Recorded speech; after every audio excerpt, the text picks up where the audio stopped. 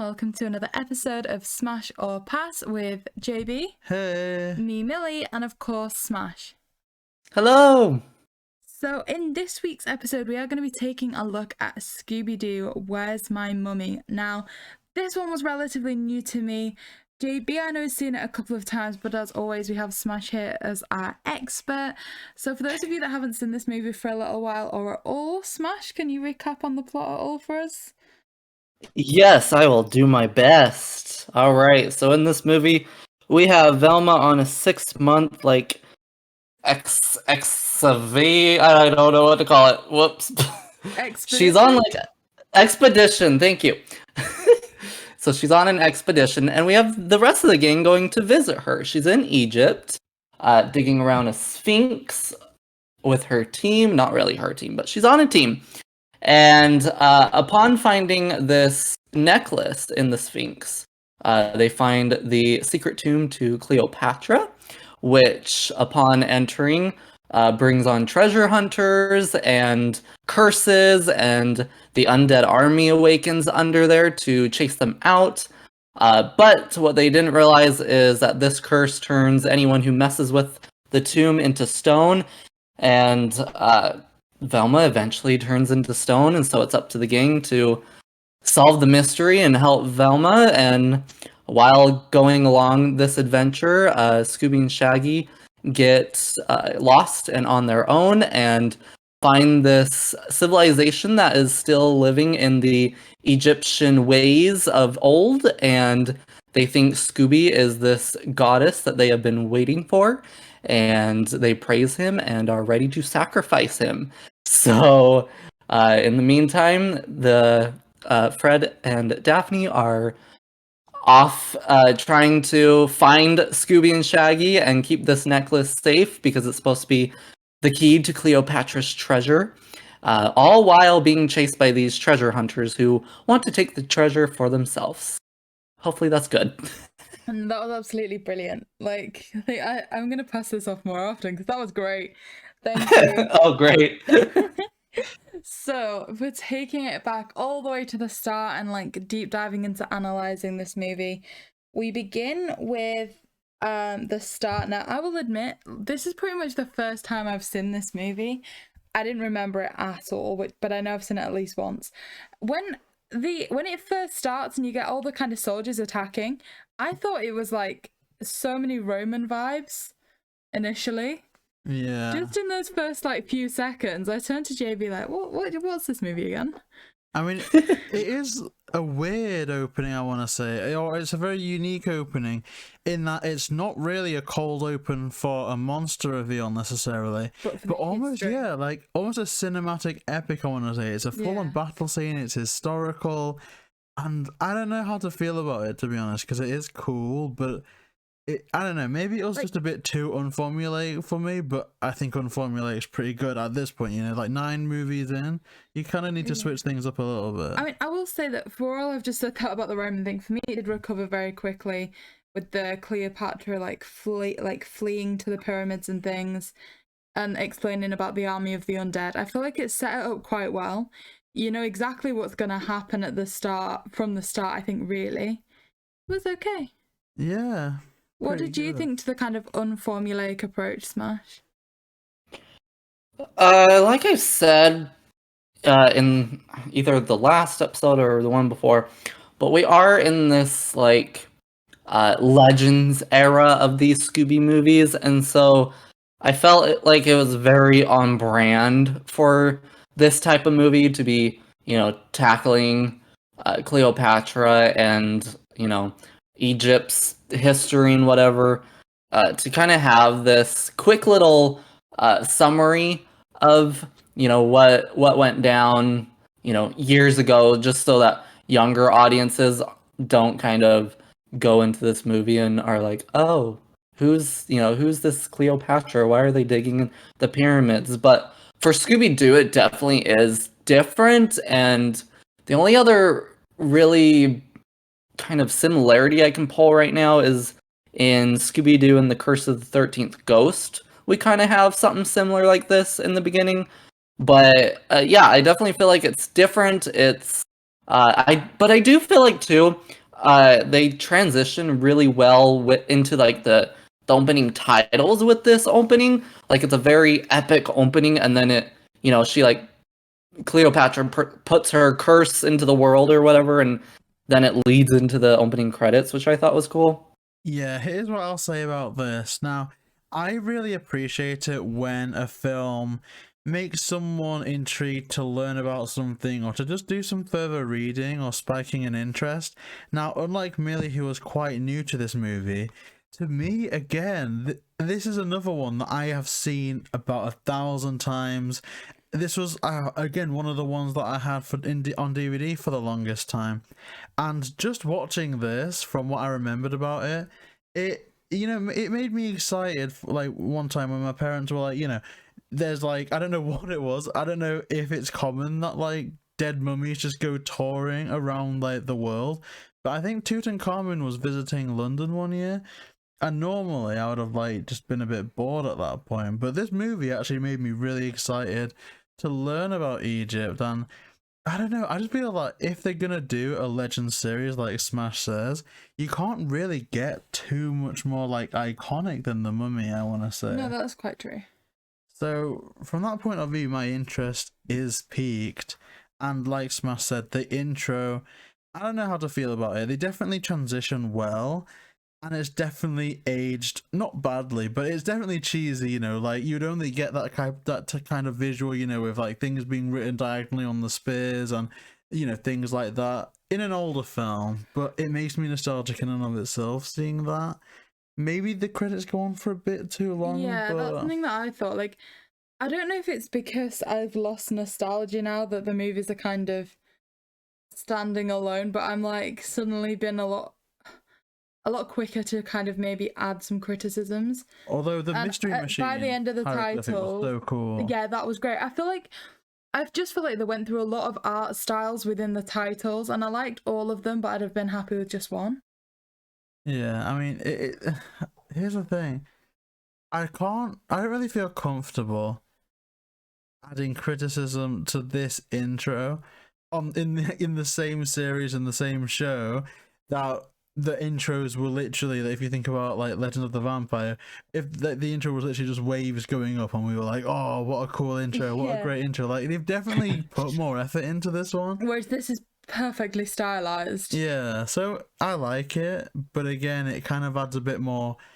It just, I don't know if it's over stylized for me. To me, the best intro, or one of the best intros we've had, has actually been Monster of Mexico.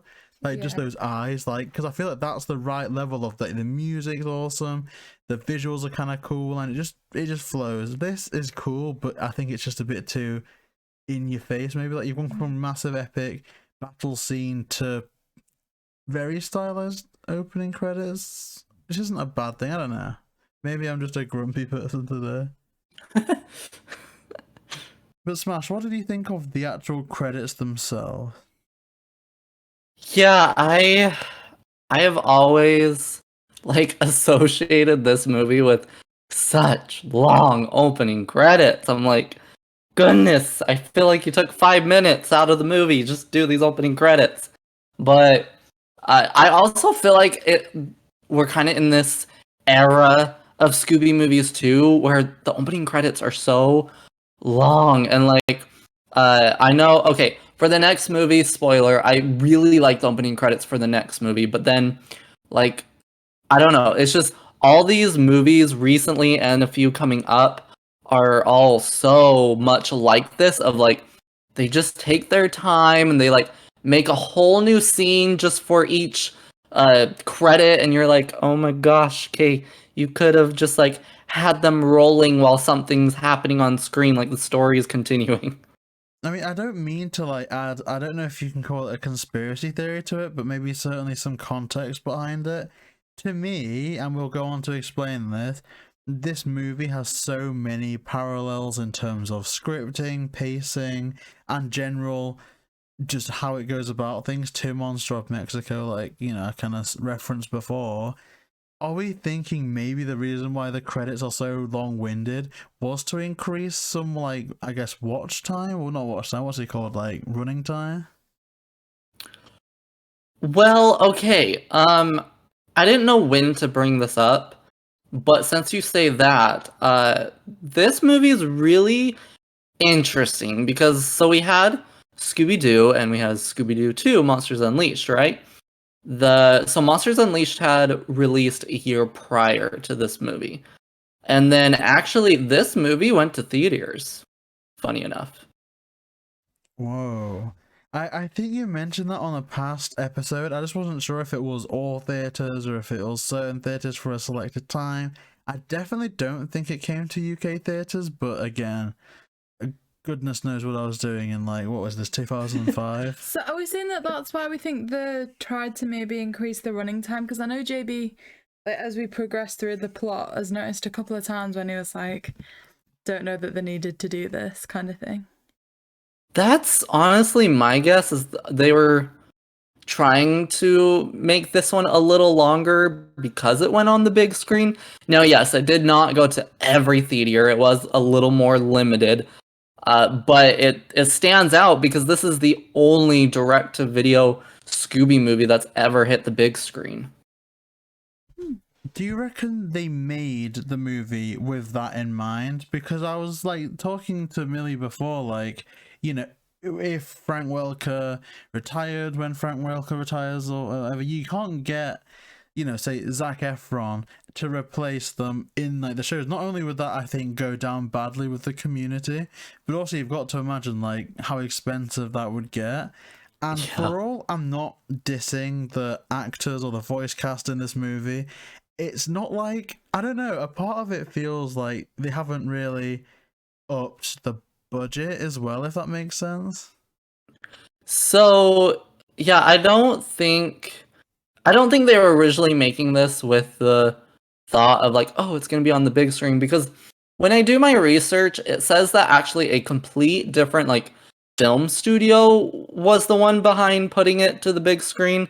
Like, they basically almost sponsored it in a way of like, hey, we'll put your movie on the big screen if we can have the ticket revenue, but then you can have all the sales revenue for the DVD type of thing. But if you do look at the cast list, and I could hear sometimes, they actually have some bigger names, at least at that time, on this movie. Like, the lady who played Amelia Von Butch, the treasure hunter, she was Mary Lou, I believe, on How the Grinch Stole Christmas. Oh, Mary Lou. Who's that? Wait, so Cindy Lou is the little girl, or maybe it's not. Or the aunt? I don't think. No, I believe it's. I probably said the wrong name. But it's the one that, like, the Grinch has a crush on. Oh, that's interesting, you know, because I watched I think Millie might have done a madness the other day, but I watched through the deleted scenes, behind the scenes, and I did get the vibe that they'd somehow got some big names. Like, the casting director was in an interview saying, you know, when we found out that we were going to Egypt for this movie, I had to get such and such person who then did a thing. I think they played, Omar, or not Omar. It might be Omar. I don't know. No, yeah, Omar is AAA and Omar are both played by, I guess, renowned Egyptian actors. Mm-hmm. But again, I don't know. I don't know if that was done with it being on the big screen, because again, Aloha had, like, Adam West, and that's quite that's true. Significant name. So I don't know. It's interesting though. So, Smash, what was your opinion on, like, the premise and, like, the intro of this? Because I don't feel like we ever really see Mystery Inc. exist independently. Whereas I feel like this is the first one where we're starting the movie since, like, Zombie Island right at the start, where they aren't together. And so 6 months. For me, I think if I was watching this as a child, I'd be like, oh no, like, what if all the mystery, what's been happening with all the mysteries? Like, how have they solved them for 6 months without Velma? Yeah, I mean, I kind of remember watching this when I was younger, and I never really thought, like, oh, like, you know, like, Velma's been gone for so long. I kind of just more or less thought it was like a school thing, to be honest. Yeah, like, when I was younger watching it. For us, she's never gone. Like, we've not had to see episodes that doesn't have her in it. I guess to us, it's just the same as it's always been. But okay, so I rewatched this movie because I hadn't seen it for a hot minute for this podcast. But then for my personal podcast, we're in the What's New Scooby Doo series right now, and we just watched the Egyptian episode of What's New, and it was interesting to see the differences between, like this movie and that episode. Like they have the same art style and everything, but they were in the same place. And so I don't know. I kind of like compared it to the episode a lot more than other movies. Yeah, I thought the episode had a very similar storyline to this. It's not been that long since we watched it, but I don't think I took much in apart from that. I remember Shaggy and Scooby being quite helpful in it. I think they do a lot. They go to some bar where stuff happens. I don't know. Yeah. But I remember it being quite similar. And again, in terms of timeline, it's like I feel like this is another one like it was Zombie Island. Not like they would do a sequel to this one, but if they did do a more modern take, it would be like Velma gets the Daphne treatment. Like, oh, do you remember when you went to this on like a work experience? I do remember when you did that. So clearly, maybe this is later, but it's anyone's guess at this point. Yeah. Yeah. Right. So we find out, like, the plot starts quite quickly that I'm so sorry, what was it, JayBee? Well, Velma finds the treasure, but I've got issues. Well, I don't have issues, I've got questions. So it was so funny. It was one of the funniest and most entertaining things ever to watch this movie with Milly. Was I knew the reveal and Milly didn't, but it also left me with so many questions. Like, I understand what's going on because clearly this is Velma and Omar trying to protect the pyramid. But my issue is, so is Velma finding the amulet or the Ankh, taking the Ankh, or is it an Ankh? Yeah, taking the Ankh down, holding it in the exact same position, or Omar holding it in the position, and then the stairs going down. Like, is all that staged? And later on, I'm jumping ahead a bit, is the storm staged? Because I think I remember this movie dramatically differently, because I remember the placement of the amulet, the gust of wind like flying out of the tomb, and the sandstorm all being explained in the movie, like at the end as part of the reveal.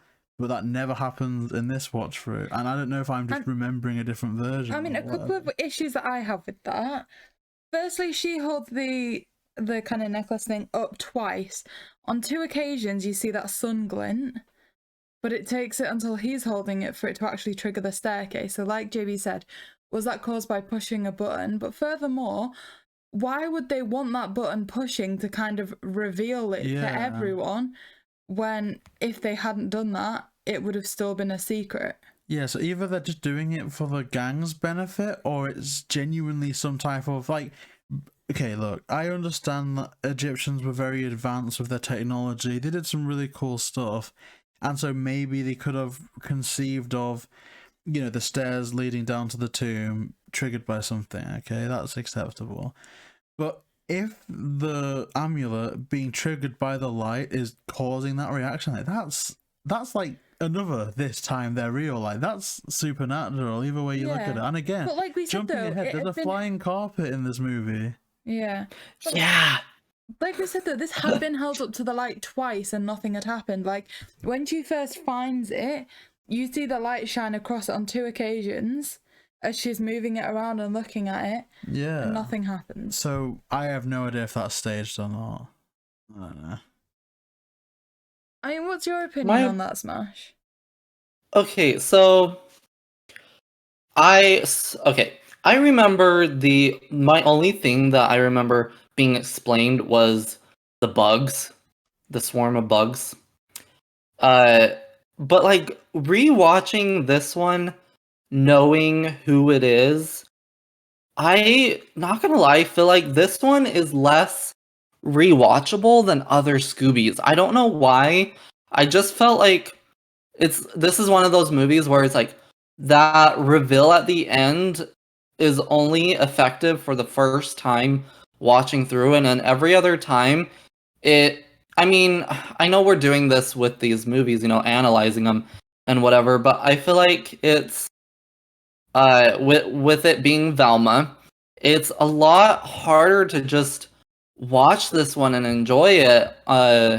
For me personally, because I was like sitting there constantly being like, okay, but then what's Velma doing now? Wait, how did they do this? My biggest thing was, when did they have all the time to figure this out? Because I thought they found that necklace the same day that the gang came to visit her, and then the treasure hunters came that same day. I thought all this happened in the same day, and I was like, when did you plan all this? Yeah, like when did they have a chance to get the news out that this had happened, and that's why, the Von Butch woman turns up, like... Yeah, actually, it must be real, right? Because the gang aren't even there at that point when it's first opened. Yeah. And then the Von Butch, so it must be real, but then how did it get out? I guess maybe someone got paid to leak it to someone, that's, again, believable. Maybe. But then all these people would have had to have been in Egypt at the time, within an hour's proximity to get there when they did. It's just so coincidental that there's this mystical amulet that's on top of the Sphinx that so happens that Velma then finds it in the exact same day that Mystery Inc., her friends, happen to be 5 minutes away, and this G.I. Joe woman's so close. Like, I don't know. This, obviously, it's just meant to be fun. It's a nice cartoon movie, but, like, we've reviewed so many others that have just done things that are just better. Like, and like, okay, so like JayBee was saying there, say for example this is the first time it had opened, and that's why it was in the news and that kind of thing, because you wouldn't think they'd do it deliberately and and then like bring in all the advertisement from that. If they wanted to preserve it, they wouldn't have opened it in the first place, so it must have happened beyond their control. How is it that they then can move that huge stone statue down there, that they know the navigation of it for the army of the undead to be running around? It's like they'd had time down there to plan and figure this out. My only theory is that everything was seen through the lens of Rock Rivers, and maybe that, I don't know if Rock Rivers was live streaming back then, but somehow he's got like an in with the press, and he just saw all that unfold, but... That's all I can think. Wasn't he just there for that because he wanted the action? I don't know. I'm literally scraping the barrel with these explanations. Yeah. Well, that's a good point though, because no, I feel like Rock Rivers did show up because of they found a treasure and it's supposedly haunted. So it's like, how did everybody hear about this in the last hour and show up? Yeah, people who come across as people who wouldn't even be in that country, like some of these are quite predominant, I want to say, American accents, would you say? Well, Rock Rivers can find a mystery anywhere, like in any place. Equally, this Von Butch could be raiding somewhere else. Like, they've all got stuff to do. I assume they're not just in some hotel in Egypt just waiting to be deployed. Exactly. So yeah, I find that quite interesting. And another thing that actually, like smASH was talking about, the rewatchability of this. Something that annoys me is Velma. Like, she carries on with this. Mystery Inc. turn up and she still carries on with a facade, which it angers me a little bit that she wouldn't be like, okay, look, they've turned up, we've solved this many mysteries together, they're better than this, they'd see through it. It was almost like she had this level of arrogance where she was still like, it's okay, they're not going to have me to solve it, they won't have a clue. I mean, we are definitely skipping ahead, but at the same time, it's like, I feel like this movie more than the rest, like, I don't know, I can just speak about it because it just seems like the most disorganized movie, and it's like the easiest one so far, in my opinion, that I could just rant about for a bit. Yeah.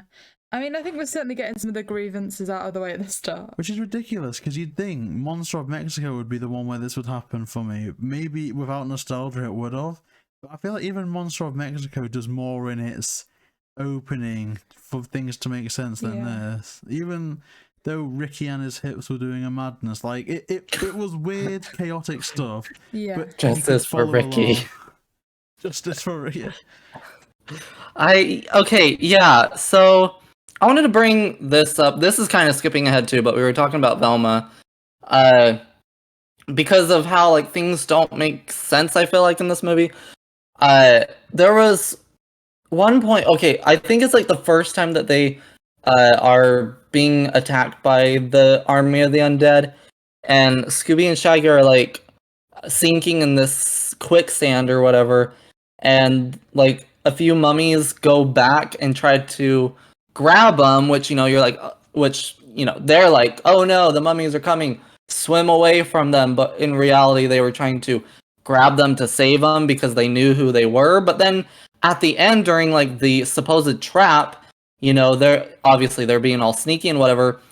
And I mean, I guess it could have been all for a show for the treasure hunters, but as soon as they see Scooby and Shaggy and everything, they're like, okay, we're going to attack them this time. And I was like, wait, but like, I mean, I get maybe if you would chase them somewhere and then be like, hey, yo, we're not trying to chase you, just like hide out here while we trick these people. But I don't know, it didn't tell the audience enough to be like, hey, Scooby and Shaggy aren't really in danger, I don't know. Yeah, there needed to be a reason, and I don't know. I guess we're jumping ahead a bit, but there were plenty of times for them to reveal the truth. But I don't know, bringing things back to the more linear aspect, the more linear aspect of doing things. Just for a second, what is it, Millie? Something I'm gonna say. It kind of does fit a bit linear. Okay. Oh no. So when Scooby arrives, he like runs because he smells Velma. He knows exactly from a good distance away. Surely he was in enough proximity of him at some point. It wouldn't have taken till the end of the movie when he's suddenly like, that's it. Like, I don't know if that's why, okay, like JayBee said, completely off linear here, but maybe that's why he has a secondary sideline throughout the movie to counteract that a little bit, but there were still times when he was close enough to know. Yeah. But I mean, I get that, and it's interesting that Scooby can only really smell Velma as Velma after the monster had been through the water. I'm wondering, and I don't want to get gruesome with it, but Velma's Cleopatra outfit, like the one under the shell, is absolutely horrific. I don't know if they did like a Walking Dead thing where like these smeared guts on her face or something that like it was only Velma when she'd wash. Like original bandages or something. Yeah, like some stinky thing. But I don't know. That's, again, it makes sense, but I'm just trying to find some explanations for this because I don't want it to just be me complaining. Okay, so if we take this back to the linear track as JayBee was trying to do, I believe where we were up to was the health and safety risk of Scooby and Shaggy riding on top of the mystery machine around Egypt. Yeah, it's nice, it's fine how they're sunbathing, but I just kind of feel that if you've got the two cowards that are scared of like everything, it's like you've got to be pretty brave to be on top of a moving vehicle, right? Yeah, like if they were parked up and they were just like having a little barbecue picnic together, I get it. They're like daredevils here. It doesn't make sense. But here's what I'll say, and I think this is a common theme. And again, Millie, I don't want any sarcastic comments, but I think Daphne looks fantastic in this sequence. Like, I think once again, oh my god, stop it. Once again, I think they've translated the outfit well. It's not pink or anything. Like, they've not really said, let's make Daphne's desert outfit. But they've definitely translated it well to the point where I feel like it makes sense. And it also got me thinking, I don't know if you've seen the new Jumanji movies, smASH. Yeah. She looks a lot like Ruby Roundhouse from those movies, and it almost got me thinking that if they were to do another live action Scooby movie where they were kind of a similar age to like the first two, I think Karen Gillan could be a really good Daphne. I don't know how she would handle an American accent as such, but I would actually do that. I want to have a section in a future episode of this podcast where we can just cast a live action version, because I don't know, it got me thinking. I think she'd be really good in the role. Okay, so JayBee was talking about outfits there, and I think this is actually a valid point to kind of pick up on a little bit. So they dressed Scooby in shorts and t-shirt, and I didn't like it, I must admit. Like, I don't know how you two feel about that, but for me, just seeing Scooby in clothes just felt a bit strange. Yeah. I've got to look it up now. I'm like, crap, what were they in? I don't know how. I think it's like when they first are on the mystery machine, like traveling in, you get Scooby in his shorts and t-shirt, Shaggy's in shorts and t-shirt, and then you've got like Daphne and Fred in the kind of desert wear, kind of more khaki stuff. It just looks awkward, and this is coming from someone that doesn't mind, little puppy sweaters or puppy onesies. Yeah. Like, to me, that's fine. It just looks like it doesn't fit or it doesn't work. A bit like, I don't want to get in trouble because this sounds like I'm dissing people, but have you ever gone on holiday or been on holiday around ginger-haired people that claim to be more pale and susceptible to sunburns than everyone else? Because what a lot of them tend to do is they tend to wear t-shirts while they go into swimming pools and stuff. I had a friend that was ginger and was like, "Oh, because I'm so because my hair's this color, I need to do this. I need to wear factor 50." And for all it doesn't look weird, I don't know. It just looks like it's a normal thing, but something's extra been added in there, and it's just, I don't know. It reminds me of ginger people in a swimming pool. That's probably the weirdest thing I've ever seen. That is definitely the weirdest thing that I think I've heard you say. But that's what Scooby looks like. And in fact, people can challenge me on that. A way that I'd maybe describe it a little bit better is that, like, normally when you see a dog in a sweater, it's for the purpose, whereas Scooby literally looked like he was wearing something from Shaggy's wardrobe. It didn't look like for the purpose dog clothes.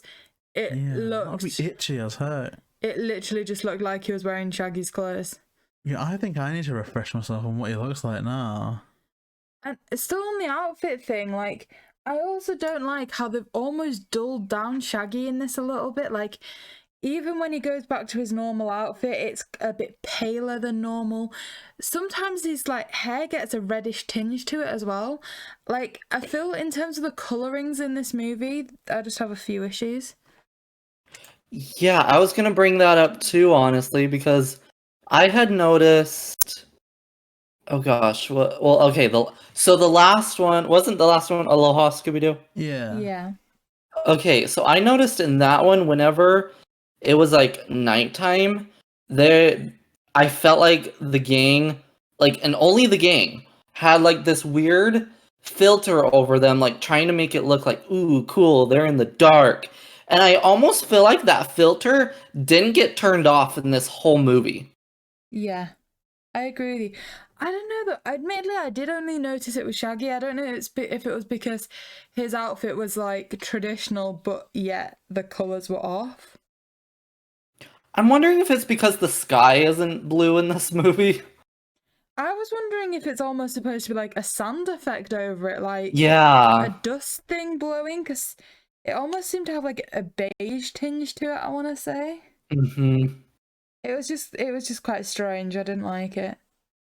Yeah, I agree. And normally it's just Fred that like the outfit translations don't really work on, but I think it's the same here as well, and that isn't necessarily bad because it's not just about what they're dressed as or what they're wearing, but it's definitely like it's kind of always good to get the iconic look, and Shaggy's, I feel like, the one that is never changed that much, but here it's just like, nah. Here's why it shouldn't be changed. But even Fred, like, he starts off with a white t-shirt, but by the end of it, you've seen a beige effect over that as well. Yeah, it's strange. It really is strange. But we're getting onto a sequence that I actually really like, and that's the Mirage. The Mirage scene. Again, I actually remember this differently as well. For some reason, I remember them seeing. Oh gosh, I just sound so weird this episode. I remember them seeing like belly dancing women. I don't know what I'm remembering that from, but. I don't That's know. probably from the What's New episode, because just rewatching that one, they go into this restaurant all dressed up, and Daphne and Velma dress up as belly dancers.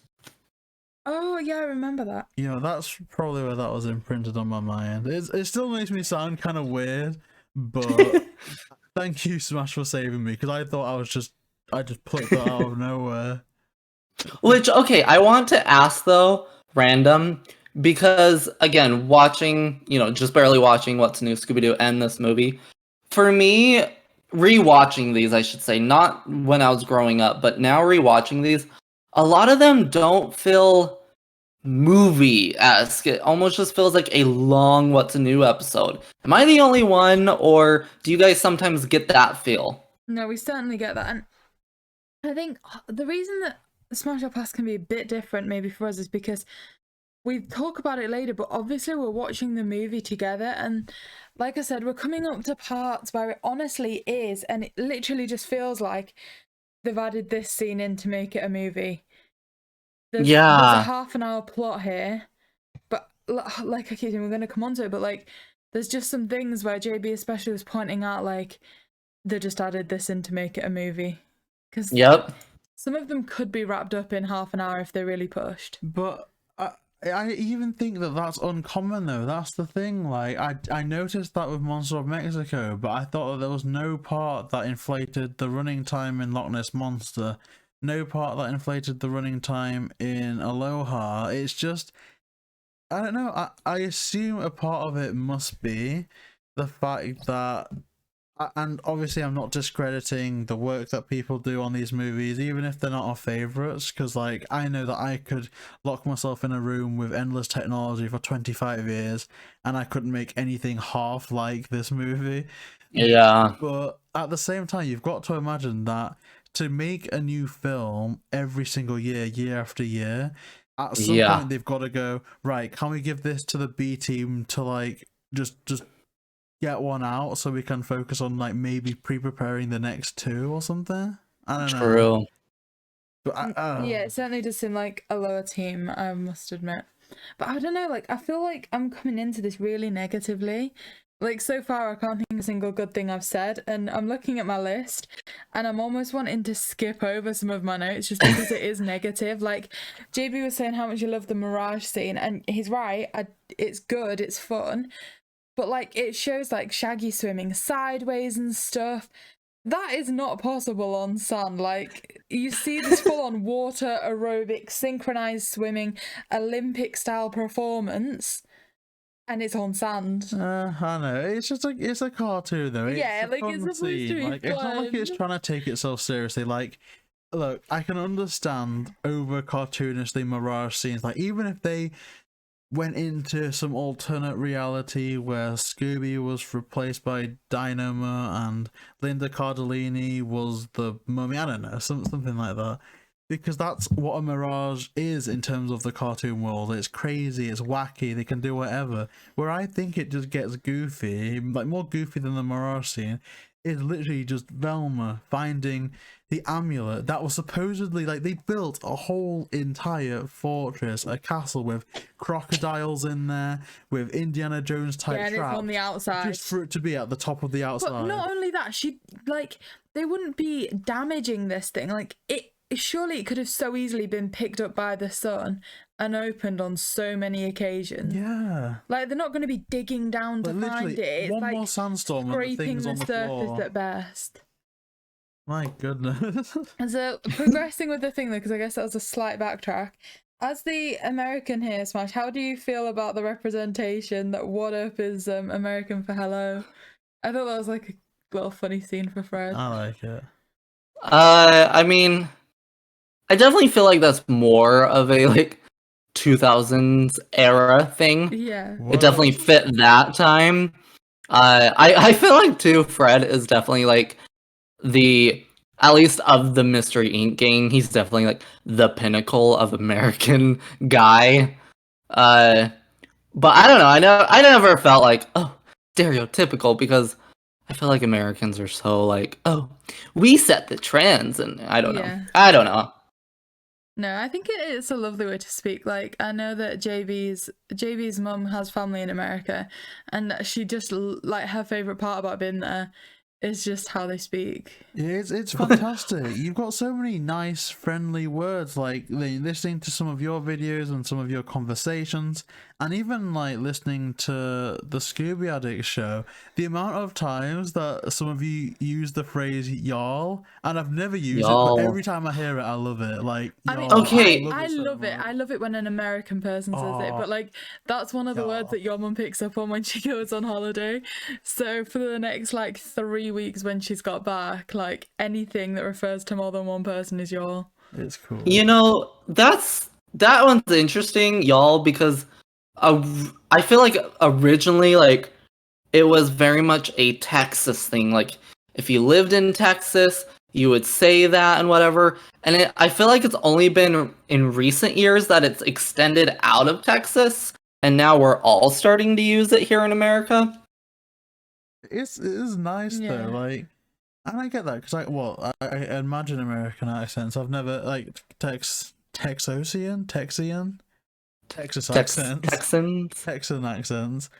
but I've never been to Texas. But it's a great say. It is, and I think we've got to wait till like the Sword and the Scoob to get into some of what's a British UKic saying? UK. Hi. Good afternoon.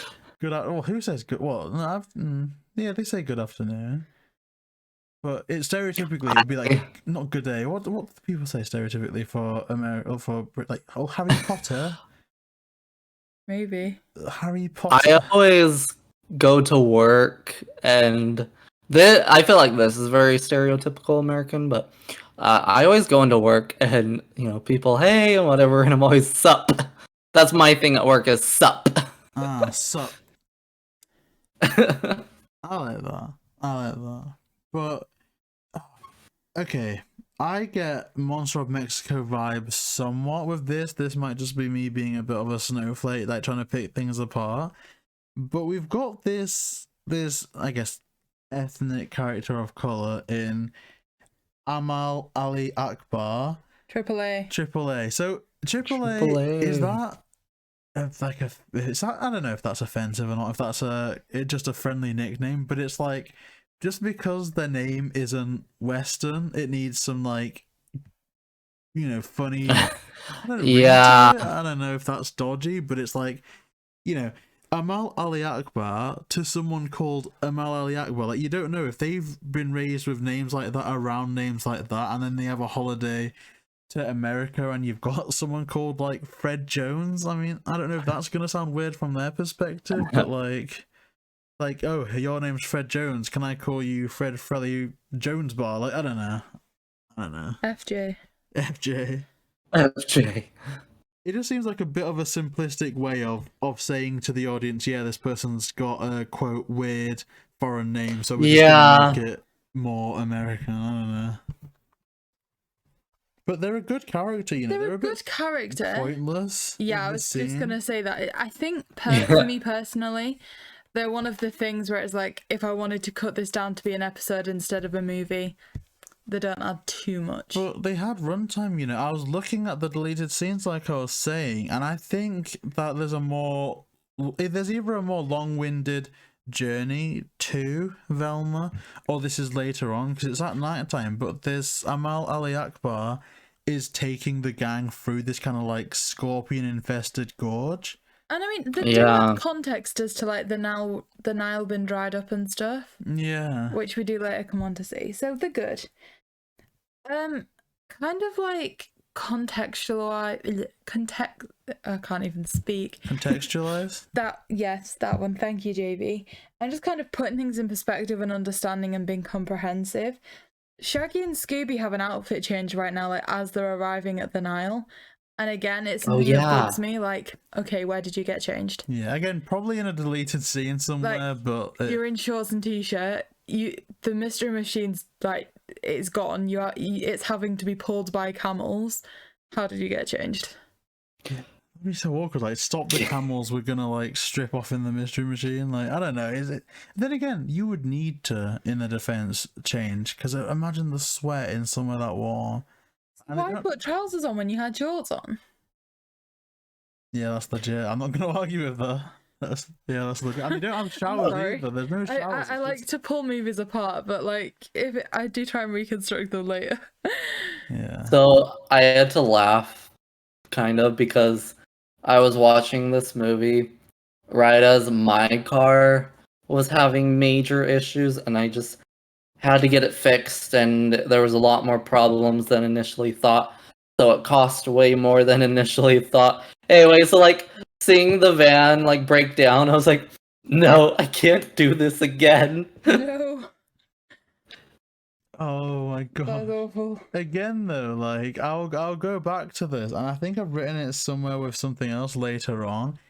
I don't know why, and this is unrelated, but it speaks to the credibility and just general quality of a TV show like Mystery Incorporated, because I almost see those characters as like the definitive versions for them now. But for all I grew up on this movie, to me it's weird that the Mystery Machine's in such a state and Fred isn't freaking out. Yeah. Yeah. Okay. Okay. Actually, funny story about this. Sorry. Did you want to say something, Millie? No, it's okay. You can go. Okay. So, funny story about Fred and Frank Welker. So did you guys know before he became Fred Jones, Frank Welker did stand-up comedy? Oh No. no. Yeah, so he like would go to, these different places and do stand-up comedy, and one day I can't remember names, but someone who worked in the industry was there and was like, "Oh my gosh, like I love your voice," because Frank Welker can do animals and monsters and anything you can imagine. And so he was like, "I love how you can just do all these different voices and characters and creatures." And so I think he originally asked him like, "Could you do some sort of like food pet commercial type thing?" And so Frank went and did this commercial, and then obviously while in the studio, they were like, "Oh my gosh, like you should be doing voice acting. Like, why are you not doing this?" And so he was like, "Because I haven't had the chance, like I haven't gotten the chance till now." And so anyway, then he got offered to try for this show, which was Scooby Doo being developed and whatever. And originally Frank had auditioned for Shaggy because he loved comedy. He's like, "I want to be the funny character."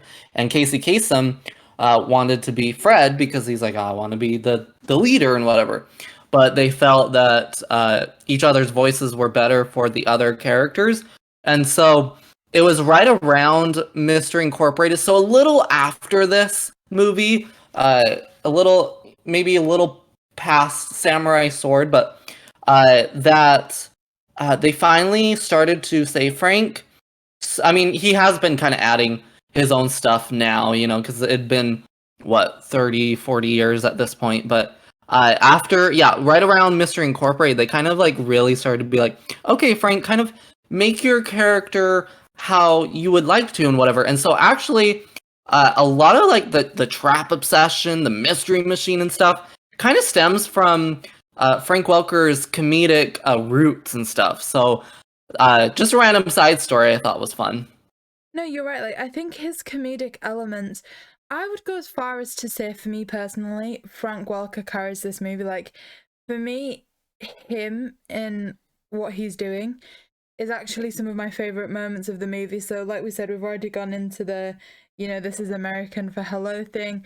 We come on to his impressions of Shaggy's voice and Scooby's voice, and they're incredible. Like JayBee was saying, this is just amazing because he's voiced Scooby, but there's a distinction between him voicing Scooby and him voicing Fred voicing Scooby. Yeah. You can see it so clearly. It's and like for me, Frank Wilkerception. like, I would go as far as to say that this is one of the movies that for me commands the most respect for Frank Welker, because there's so many elements of this movie where I'm just like, I'm not feeling this. I've got this issue with this. But Frank Welker is literally like a shining light in this movie. That's as many negatives as we're saying. I have to say a huge positive of this movie, again, rewatching it after a few years, I really like the humor in this one.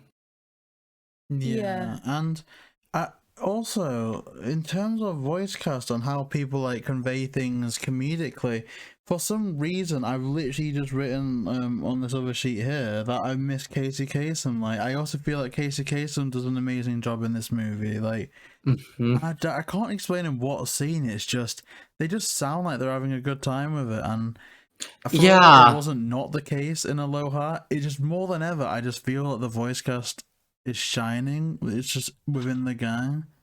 I want to know how many like random liners, like let's just say, Fred's "What's up?" That's America, for hello or whatever. I wonder if any of these like one-liner things were ad-lib that the cast, we're just having fun and we're like, I'm gonna say this. Let's see if they keep it, type of thing. Yeah, and again, just like, and this is why I love speaking to you about these movies. Just hearing things behind the scenes, like the fact that Frank wanted to be Shaggy and Casey wanted to be Fred.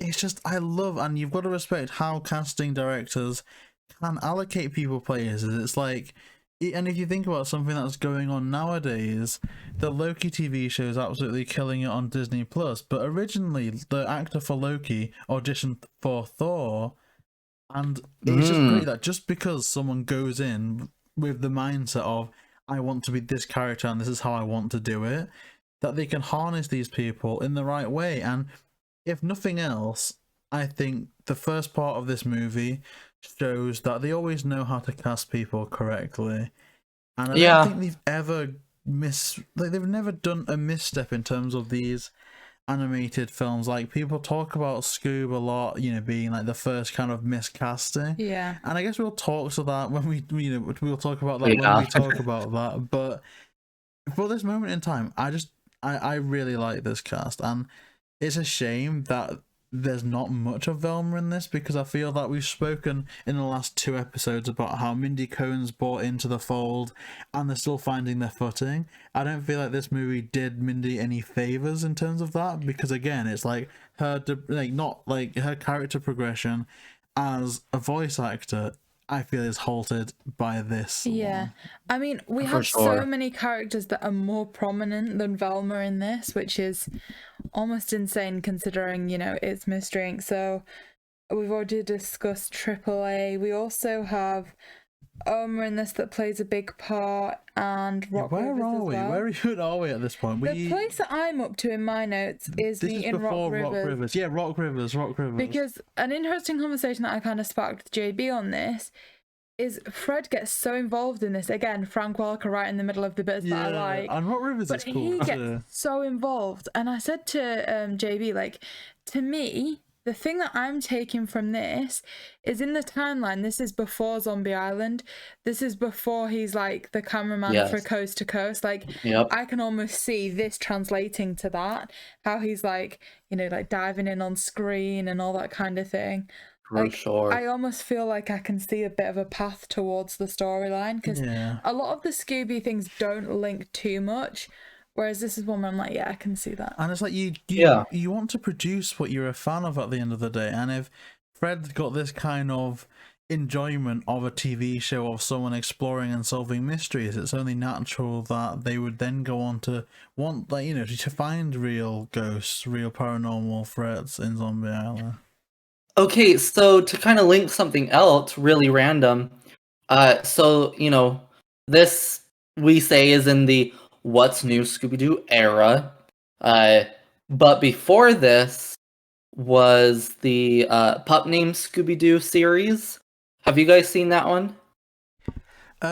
See, here's the thing. We really want to, like, by the end of this, watch every single episode, special and stuff. And along our journeys of DVDs, we picked up, oh gosh, what are they called? Like 13 something stories. And within some of them that we've collected, there's a handful of A Pup Named Scooby-Doo episodes. The one that I remember seeing most recently was the one where they tried to educate people not to do drugs. Yeah. I think that was in the summer collection. But so we have seen the odd episode here or there, and I'm obsessed with the Iceman song, but we've not seen the whole series by any stretch of the imagination. So there's a scene in an episode of What's New Scooby-Doo that basically connects A Pup Named Scooby-Doo to What's New Scooby-Doo, because there's like a flashback of Velma's birthday one year, and they're in their Pup Named Scooby-Doo designs and everything. And anyway, but in an episode of A Pup Named Scooby-Doo, Fred is wanting to make his own monster movie, and so they go to the mall, and like Fred's the cameraman and the director, and has the gang doing like the writers and the lighting and blah blah blah. Anyway, so just to connect another camera thing, if we we're just saying if there's any connections type of thing. Fred has even been interested in filming monsters and stuff earlier than this. Yeah. Imagine like Fred Paranormal Activities. That would be legit. Like I said, for me, it is like most of my highlights in this movie. I just find that like Frank Welker's right at the center of them, because we're going to like a couple of things that I don't like again. We see a bit more of Omar's character, and I just think they're suspicious right from the start. I don't like them. They have a bit of a weird phone call, then they see Velma, then they disappear, and it's just a bit like, okay. You've not done much, have you? Oh, this like, Omar guy. Triple A's been there, barely, and I like them. Yes. They've got merits. They've got things that they're doing that's progressive. But when I see Omar, I'm just like, no. And I think because for all this, and I'm determined not to use AAA for some reason, but this Ali Akbar is just for all they look a bit like Jafar, not gonna lie. Yes.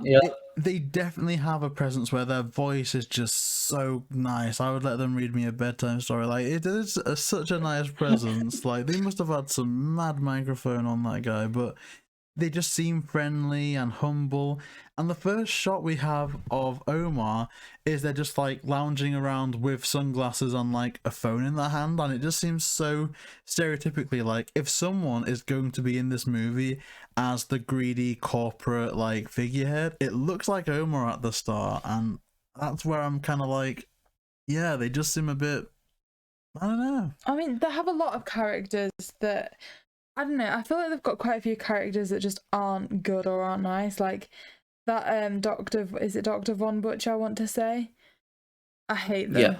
I hate her, I genuinely do. Like, I don't know how things work in the UK, but in the US, sorry, but in the UK, if a building or a monument's like relatively old, it's listed.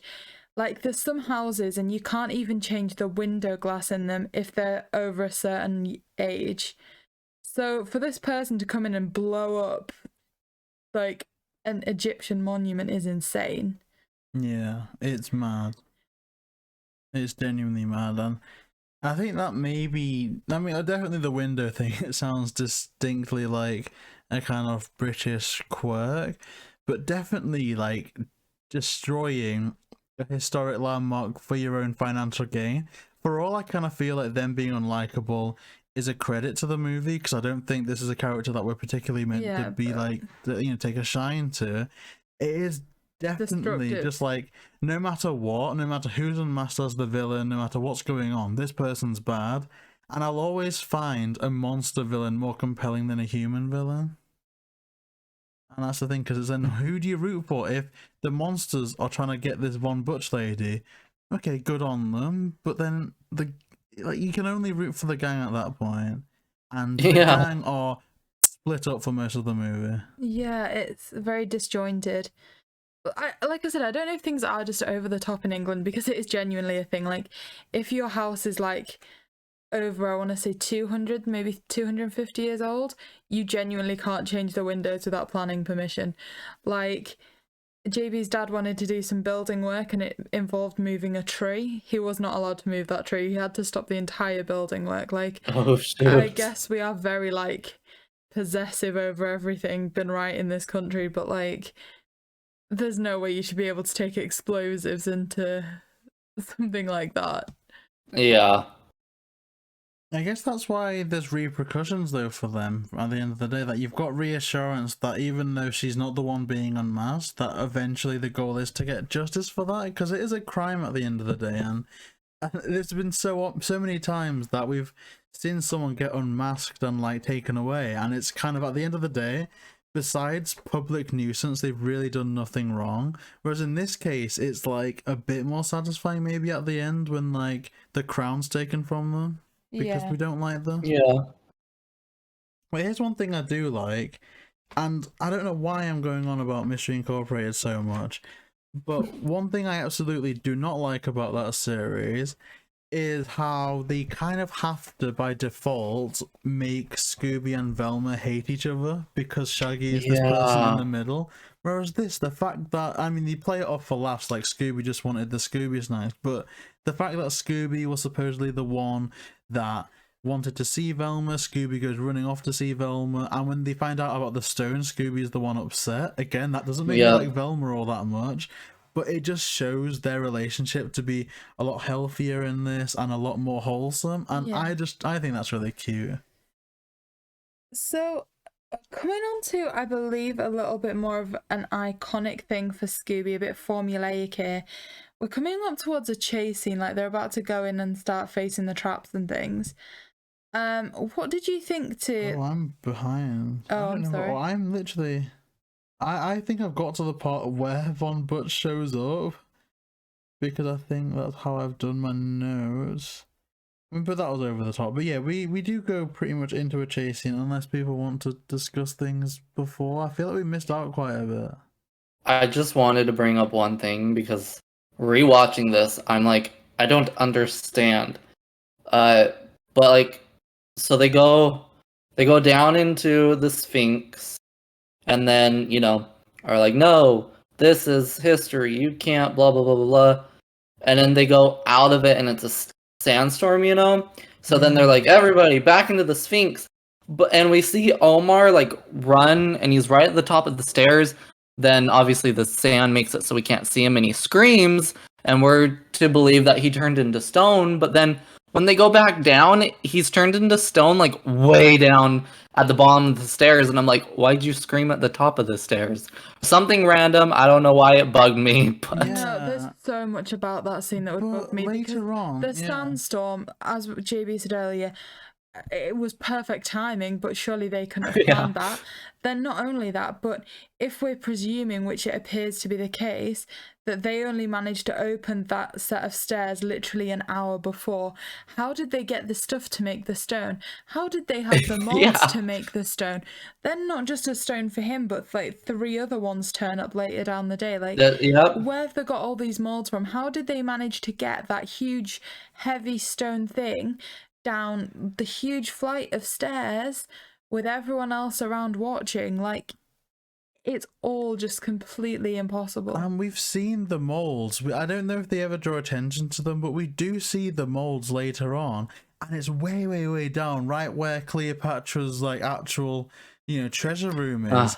So they literally have had someone like take them on like a forklift or something, and they've like ran full speed or something right down there to put like 2 or 3 of the molds in the deepest level, to then run back up, go into the sandstorm, go and make it, and then haul that up as well. Like it would have had to have been some like Quicksilver Twilight Zone thing for that to even work. It is utterly nonsensical, and I just have so many problems with it. Like, and I'm getting angry.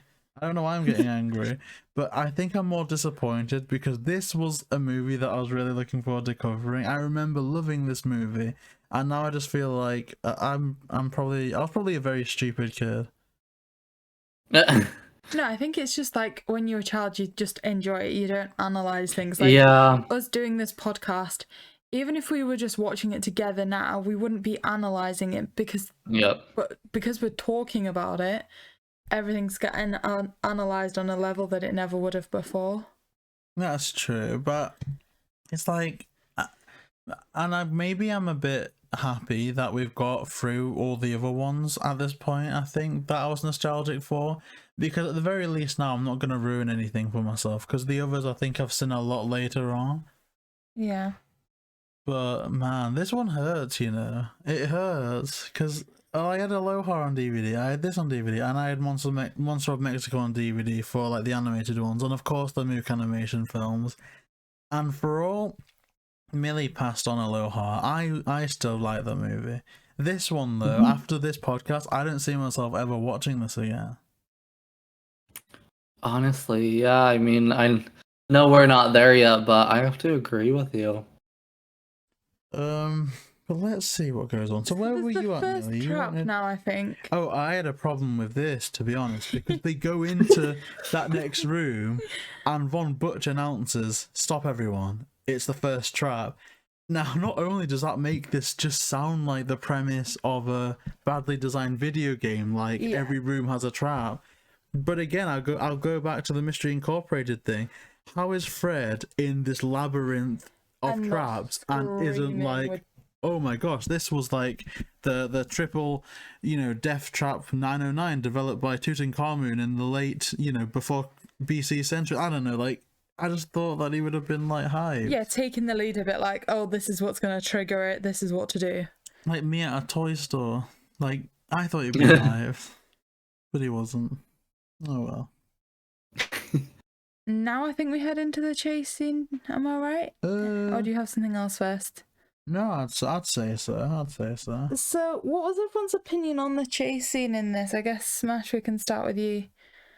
I'm trying to remember which song played during this one. It's not like, "Don't miss your chance to see the mummies." Okay, it's that one? And yeah, I'm misremembering this as well, because that happened so early on, but I remember that being around the middle, but no. I thought that was during the Scorpion. No, that's... Oh, I don't remember the one that plays in that one. It's Oh, I'm gonna hurry and look it up. Yeah, it's a different one for the Scorpion one. Again, It very much is kind of like you were saying about the Loch Ness one. The lyrics match what's happening on the screen. So it talks about some writings on the wall and you see some hieroglyphics. It talks about getting burnt and I think there's some kind of fire. It matches up quite well.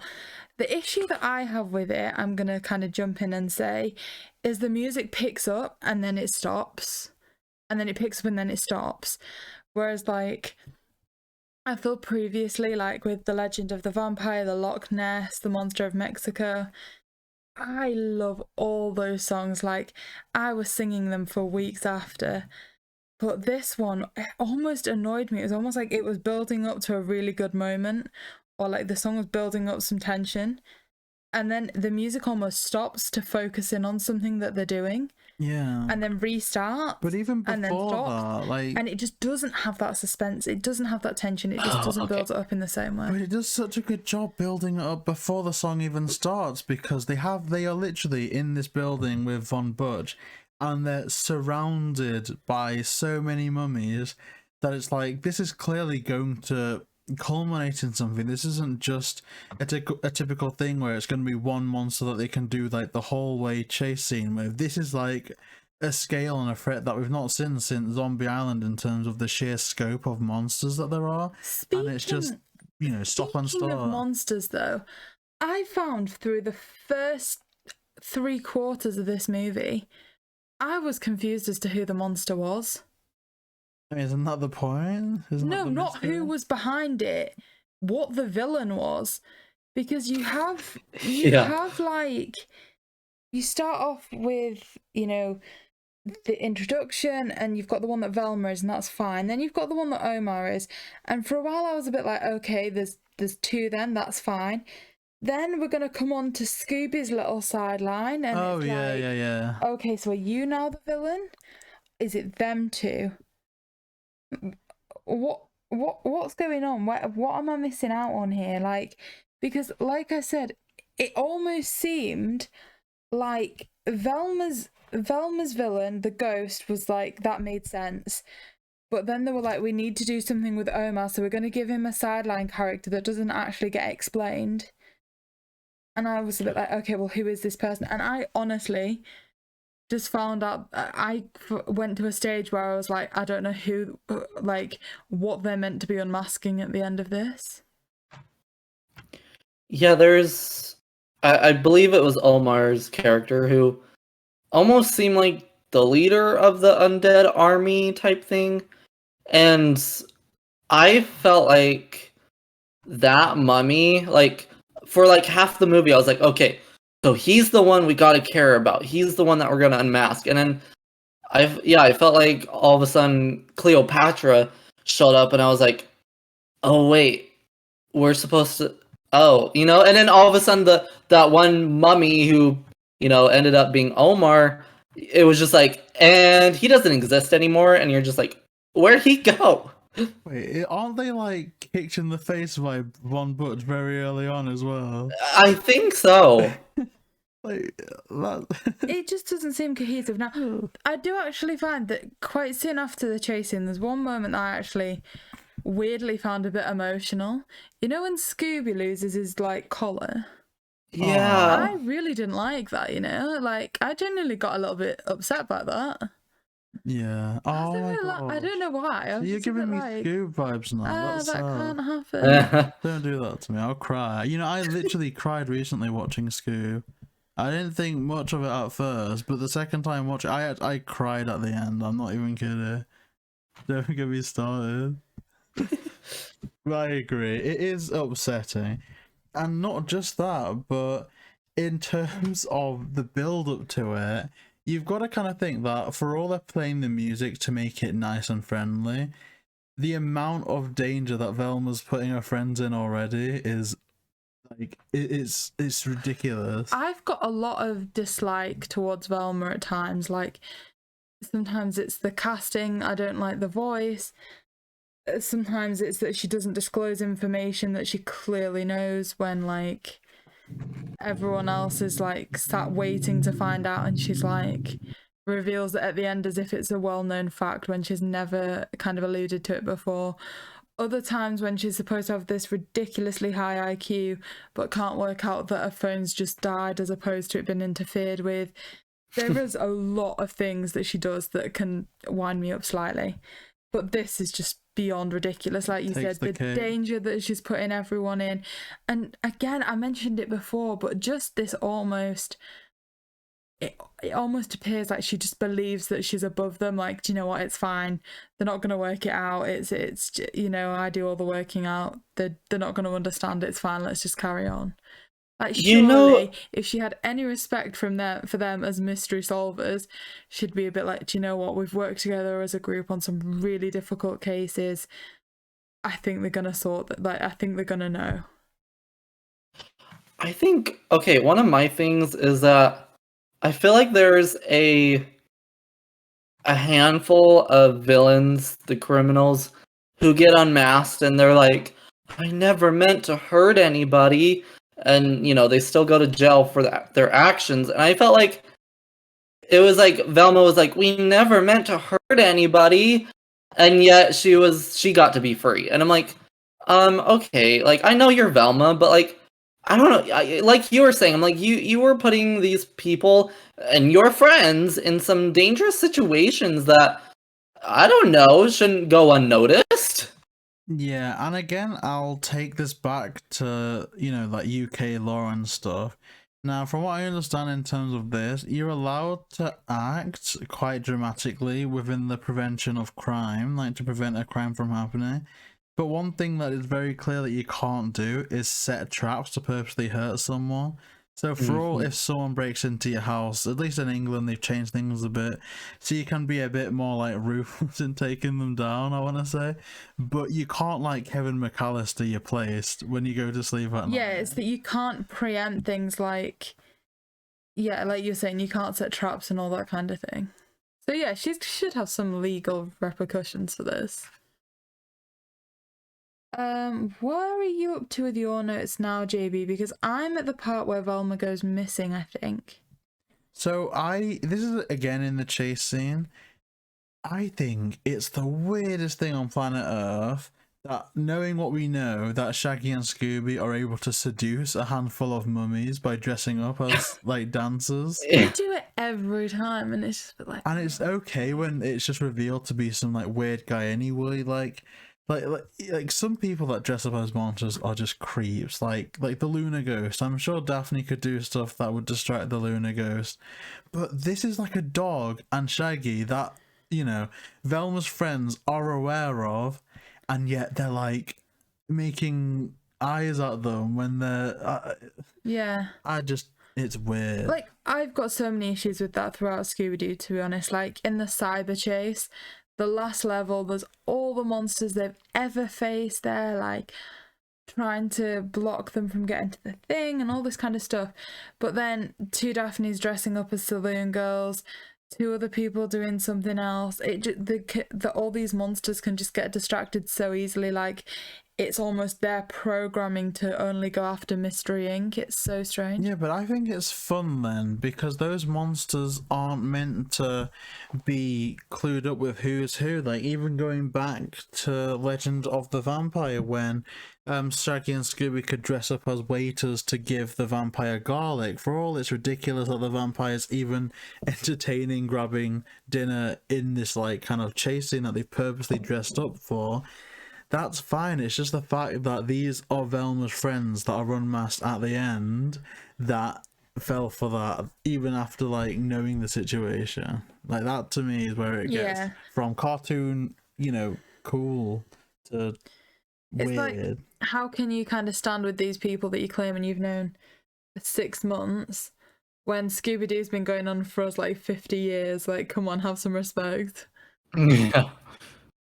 But that's my only thing. Just that it was a bit odd. Okay, so are you now up to where Velma goes missing? You know what? Yeah, I am. Because I have some issues with that scene. I feel like I've said that so many times in this. Just I've got some issues. I don't understand how Do you need to talk about them, Millie? I really do. I've got some deep-rooted Velma issues, and I just need them resolving. Like, so she's walking along with Fred and Daphne. They're literally right next to each other. Her glasses fall off. She says, "Where are my glasses?" And not one of them thinks to help her. Yeah. There's suddenly so much distance between them that a trapdoor can lift up. She can crawl through it. And they still don't notice. And they were literally right next to each other. My other thing... sorry. Oh, no. I am getting angry because I need a break. Well, my other thing with this is that once Velma, like, screams out, Fred and Daphne know exactly which doorway she went in. And I'm like, if you didn't notice her trip, you probably wouldn't know what door she went in. It's just so strange. Like, they were so close to each other. How is it possible? Like, what level of awful friendship do you have to have if someone falls over, like, I've lost my glasses, I can't see anything, please help? That they don't turn around and pick them up for her. They were right next to her. They heard that. There isn't a world where they didn't hear that, at least one of them. Yeah.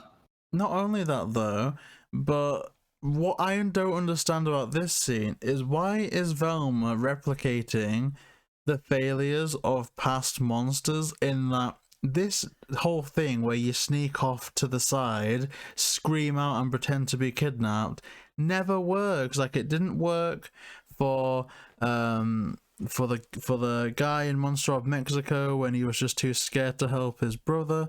It didn't help for Manu when he pretended to get caught by the Wiki Tiki. And Velma's seen this, so why is she then going into a separate room to scream to pretend that something's happened to her when she's seen that with this particular group it doesn't work? And maybe that's why the nature of the film at the end changed, that it isn't an academic reveal but more of like a brawl, because without Velma it's just let's take down this villain so that we can find out who it is by unmasking them, as opposed to we'll know beforehand. But it just feels like it falls apart when Velma is replicating the mistakes of previous monsters. See, I think too much credit is given to her in terms of, like, intelligence.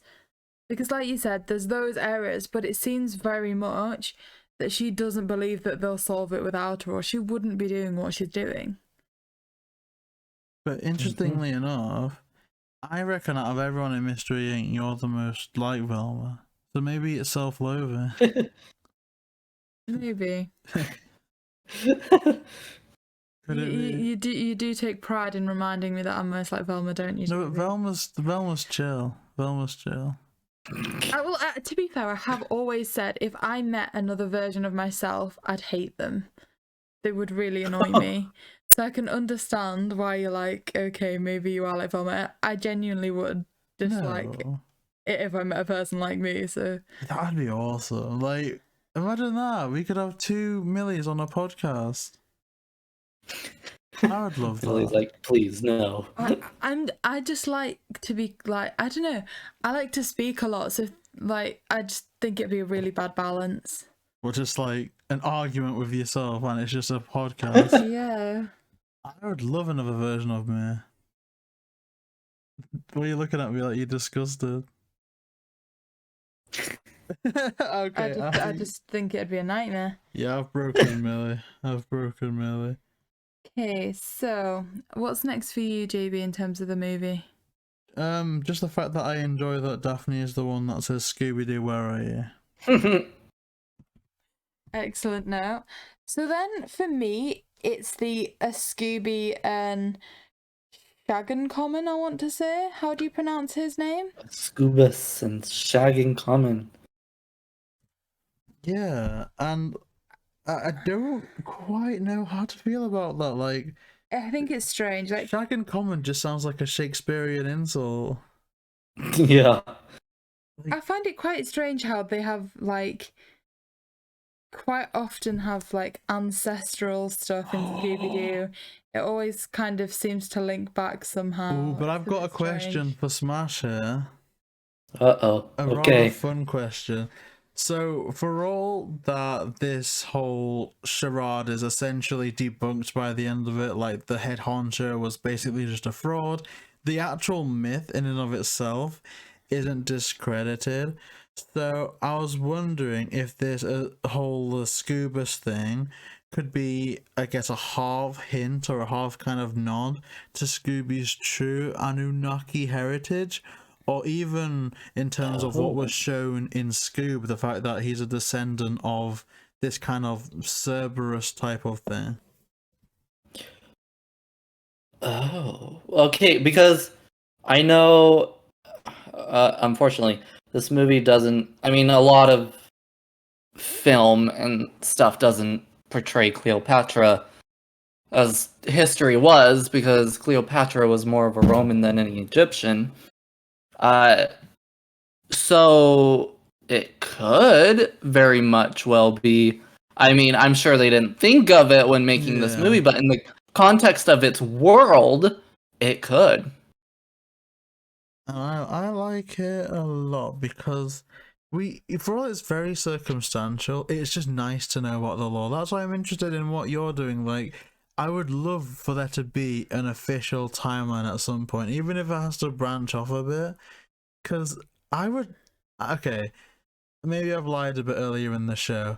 I would perhaps watch this film again one more time if they were to ever release, or there was some like full theory about where everything fit in the timeline. I'd watch it again for that type of play, like watch through.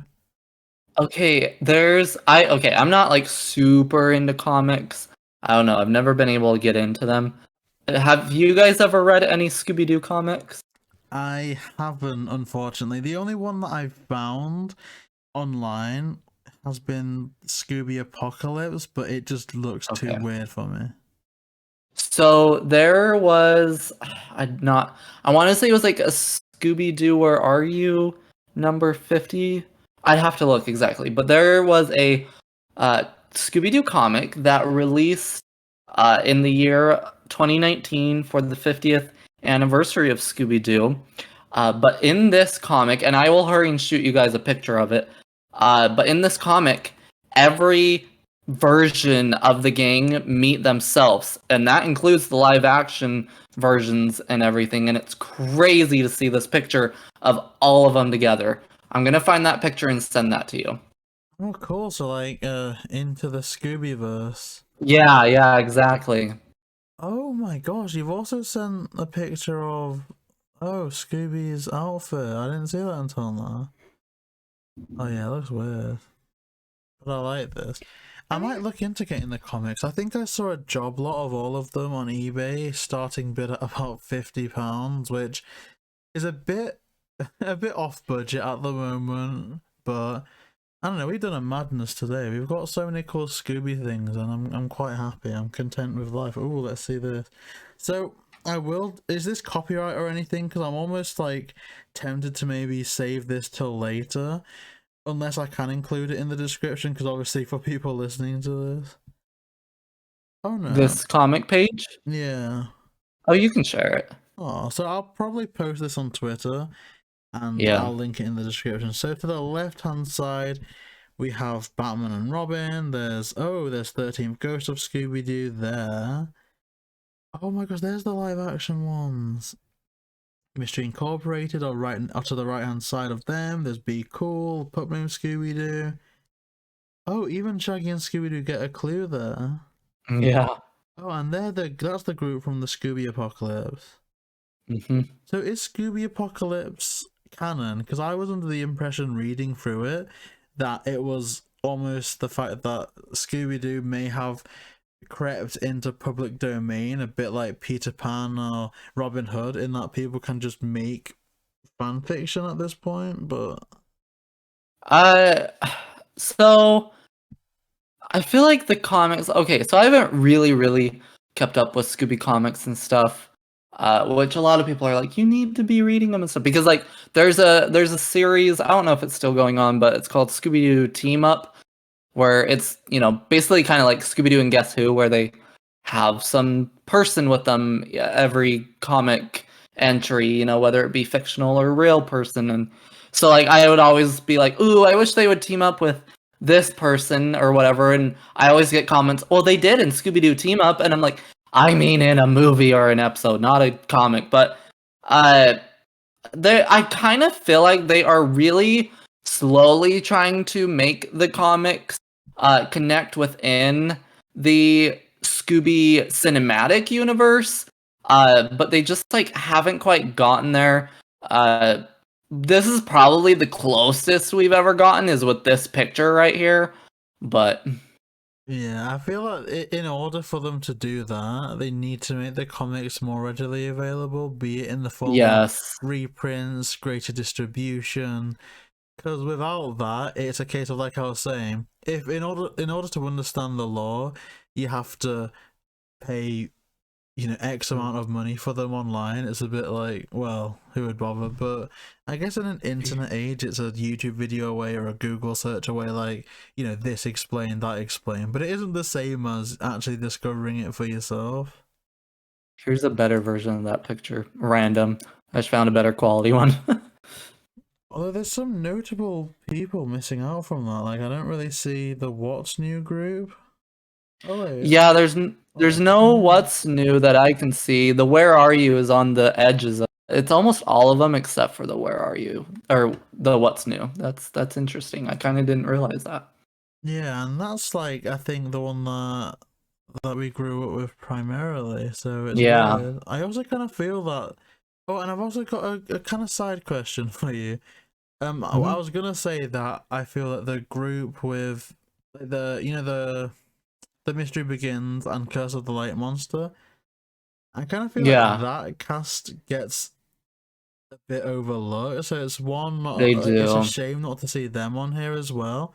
But also, did those movies take the position of the annual Scooby-Doo animated ones, or were they just a different entity?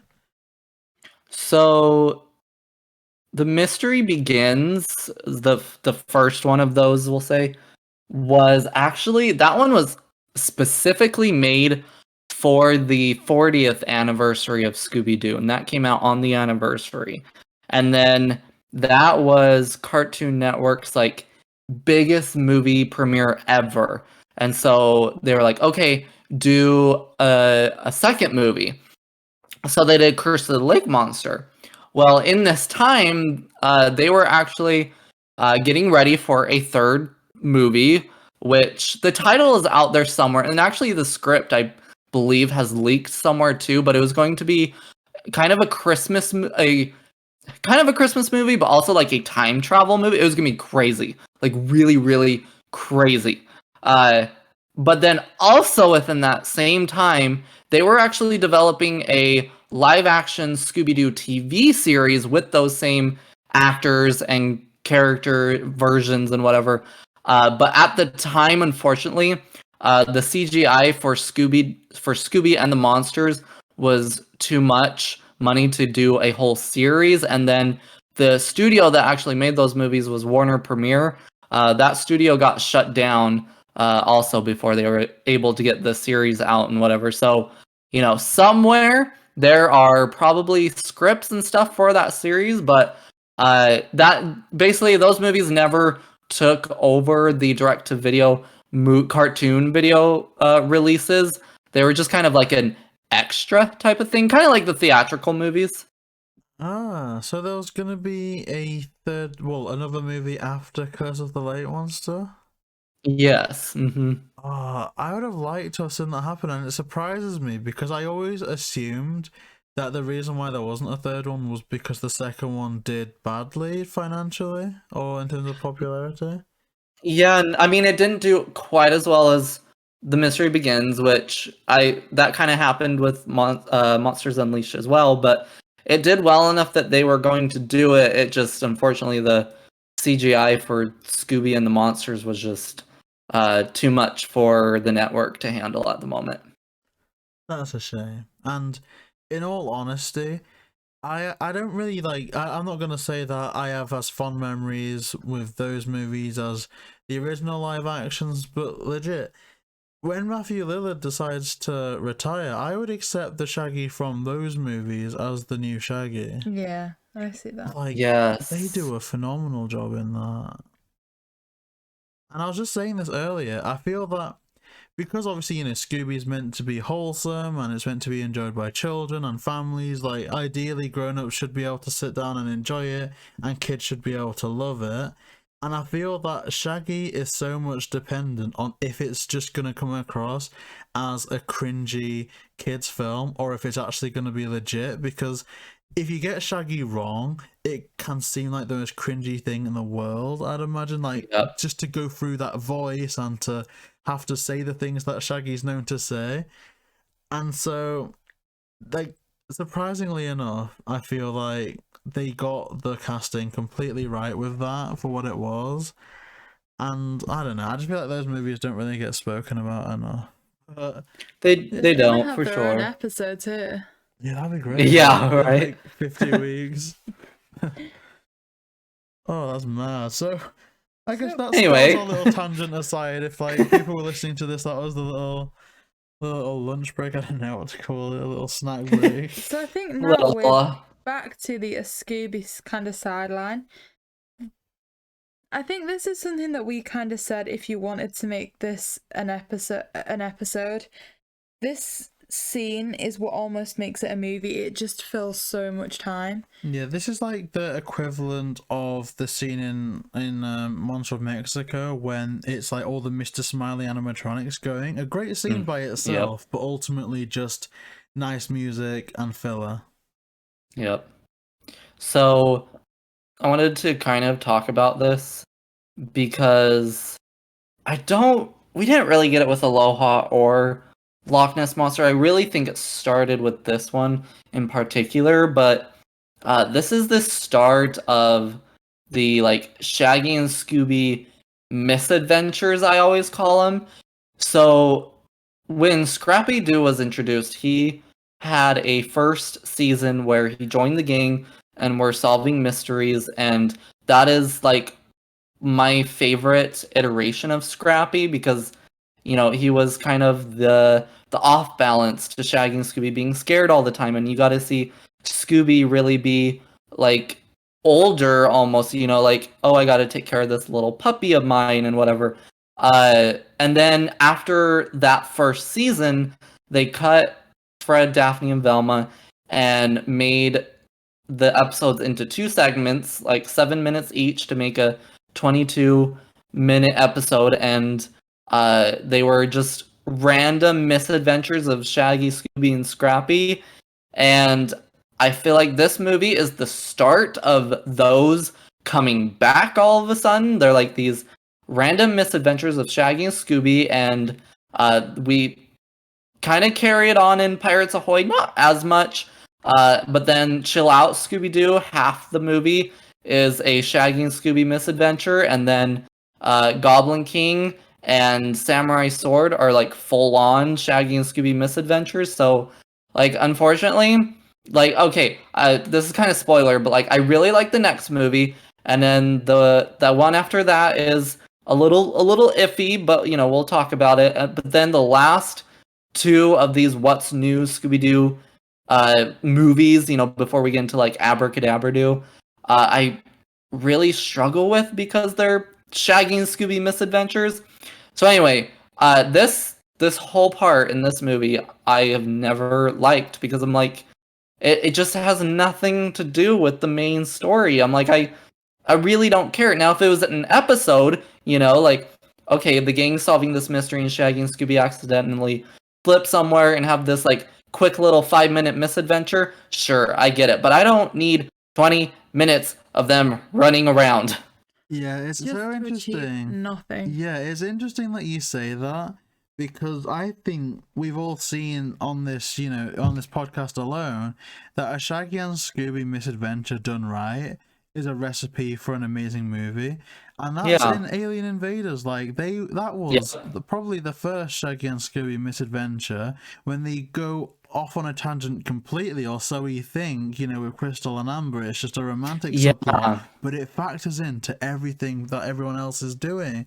And so it's like, when it's done right, it's amazing, but when it's just filler, that's when it's the issue. And it's sad to kind of see, because if that's like gonna be something that you've struggled with yourself in the next couple of movies coming up, and it's like, the fact that your favorite animated Scooby movie has an example of that done right is like, well, I just wish that they could replicate it more.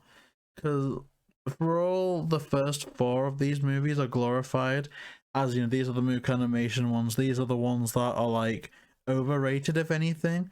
But it's like, clearly something went wrong with the writing team at some point that they can't seem to replicate anything of the others, or in terms of quality. One of my sorry. No, sorry, after you. I was just gonna say, one of my questions I've always had, I don't know if it was like Chill Out Scooby-Doo or Scooby-Doo and the Goblin King. I want to say it was Chill Out, but one of these upcoming movies is going to be the last like Scooby production without the involvement of one of the original creators of Scooby-Doo, which is, I believe Joseph Barbera was the last one. And I feel like as soon as he wasn't involved with these Scooby-Doo projects, they all of a sudden went full throttle on these Shaggy and Scooby misadventures, until, again, Abracadabra Doo, where they kind of like, okay, let's go back to the drawing board and reevaluate everything. Forgive me for asking though, if you don't know if this is the case or not, but I feel that maybe that was a good decision in their opinion, because if you look at the timeline of the Scooby universe in general, this is about the same. We're coming up to the time when the Shaggy, the What's New era is ending. And this is around about the same time that I fell off. And I remember the reason I fell off is because I just couldn't get into Shaggy and Scooby-Doo Get a Clue. So the fact that the Shaggy and Scooby misadventures are being so heavily pushed within the next few films, and they're about to transition into a Shaggy and Scooby-centric film, I guess clearly a part of me thinks that people must have been watching the next few movies and going, oh, we love it when it's Shaggy and Scooby, like the Shaggy and Scooby dynamic is what carries it, this is what we want to see, which was enough for them at the top to go, okay, we'll just make that into a show. It could have. I mean, not to spoil anything for either of you if you haven't seen some of the upcoming movies, but they also, within the next few movies, go full, like, I would say, like, as much as Zombie Island, if not more, honestly, like, full throttle supernatural. But that doesn't carry into the Shaggy and Scooby-Doo Get a Clue series. That one definitely is more like a spy-esque series, so to say. But I can see where you're coming from. And, I kind of wonder if a part of that stemmed from the Scooby-Doo 2 Monsters Unleashed movie, because, we had that whole subplot of Shaggy and Scooby trying to prove themselves to Mr. Ink that they're not screw-ups, blah, blah, blah. And I wonder if audiences really resonated with that, and so they were like, ooh, let's, maybe they're going to be interested in our cartoon stuff again. So let's make it a little more centric to Shaggy and Scooby. I don't know, just a thought. Yeah, I get that, but without a shadow of a doubt, in terms of the for all that doesn't carry on to Scooby, like Shaggy and Scooby get a clue, I think it's fair to say that another connective tie towards, say, Zombie Island, and if it is going to transition into more like, this time they're real type movies, this is, I would almost argue, the start of that with the flying carpet. Like, that's never explained away. That's paranormal. The opening of the tomb is paranormal, and it's interesting to consider the fact that there has never been a Scooby movie shown in theaters where there's not been a real paranormal entity. Mike, you've just mentioned the flying carpet there. An issue I have with that isn't that a different type of mythology? I mean, it's people like to label it into like Indian and Middle Eastern, but I suppose it could fit in with this. Like, it's kind of a bit like Agrabah. I don't know where flying carpets come from. I thought it was an Indian mythology thing. I thought it was Indian because it's literally on like the cover of some of these things, like the Arabian Nights, like not the Arabian Nights movie, but the story of the Arabian Nights. There's like Sherazad. There's other people. Like let me just Google this quickly. If you guys can think about something relatively amusing to talk about, I'll go ham with this. Oh no, he's putting us under pressure now. But yeah, I would say that Egypt was like, I think if I know geography, towards the like, just above the northeast of South Africa, of Africa, I want to say. Which is obviously not even located relatively near to India in terms of blending the mythologies.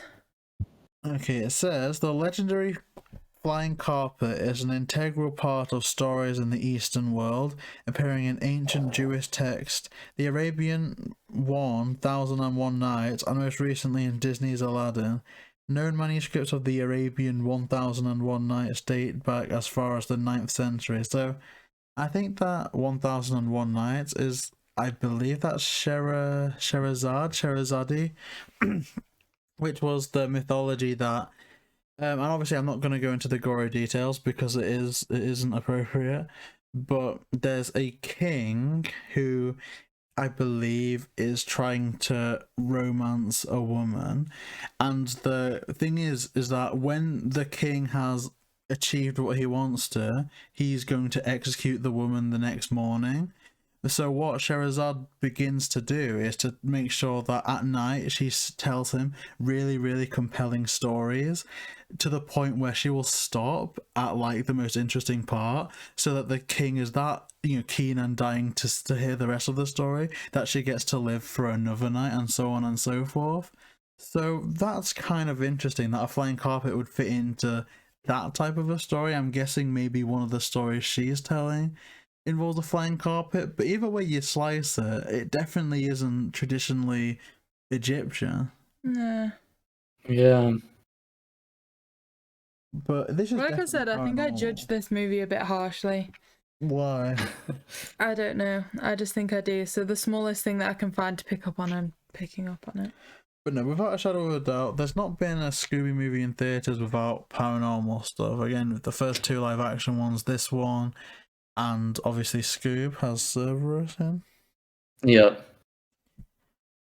So let's see if you can try and find out where you're up to on your notes, because admittedly the next thing I have is like the Spirit of Sand. What is the Spirit of Sand? It's the monster that Scoob. Oh, the Scoobus is destined to face. I like the scorpion, in terms of looks.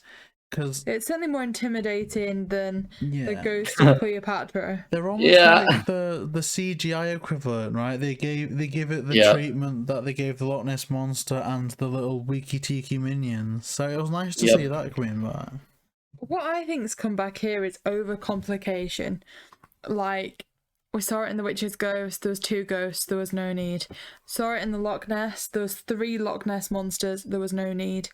here we've got 3 villains. Like, we've got the Ghost of Cleopatra, we've got whatever Omar's supposed to be, and then we've got the Spirit of Sand. And the Spirit of Sand would be a great villain in themselves, but it's just all too much at once. Yeah, and again, it's like it gets to a point where I think the reason why we're a bit all over the place in this section is that I in so many of my notes, I literally need to specify beforehand, you know, with Fred and Daphne, now back to Shaggy and Scooby, now back to Fred and Daphne, now back to Shaggy and Scooby. And I don't feel like any other movie really does that, at least not so frequently and in small sections.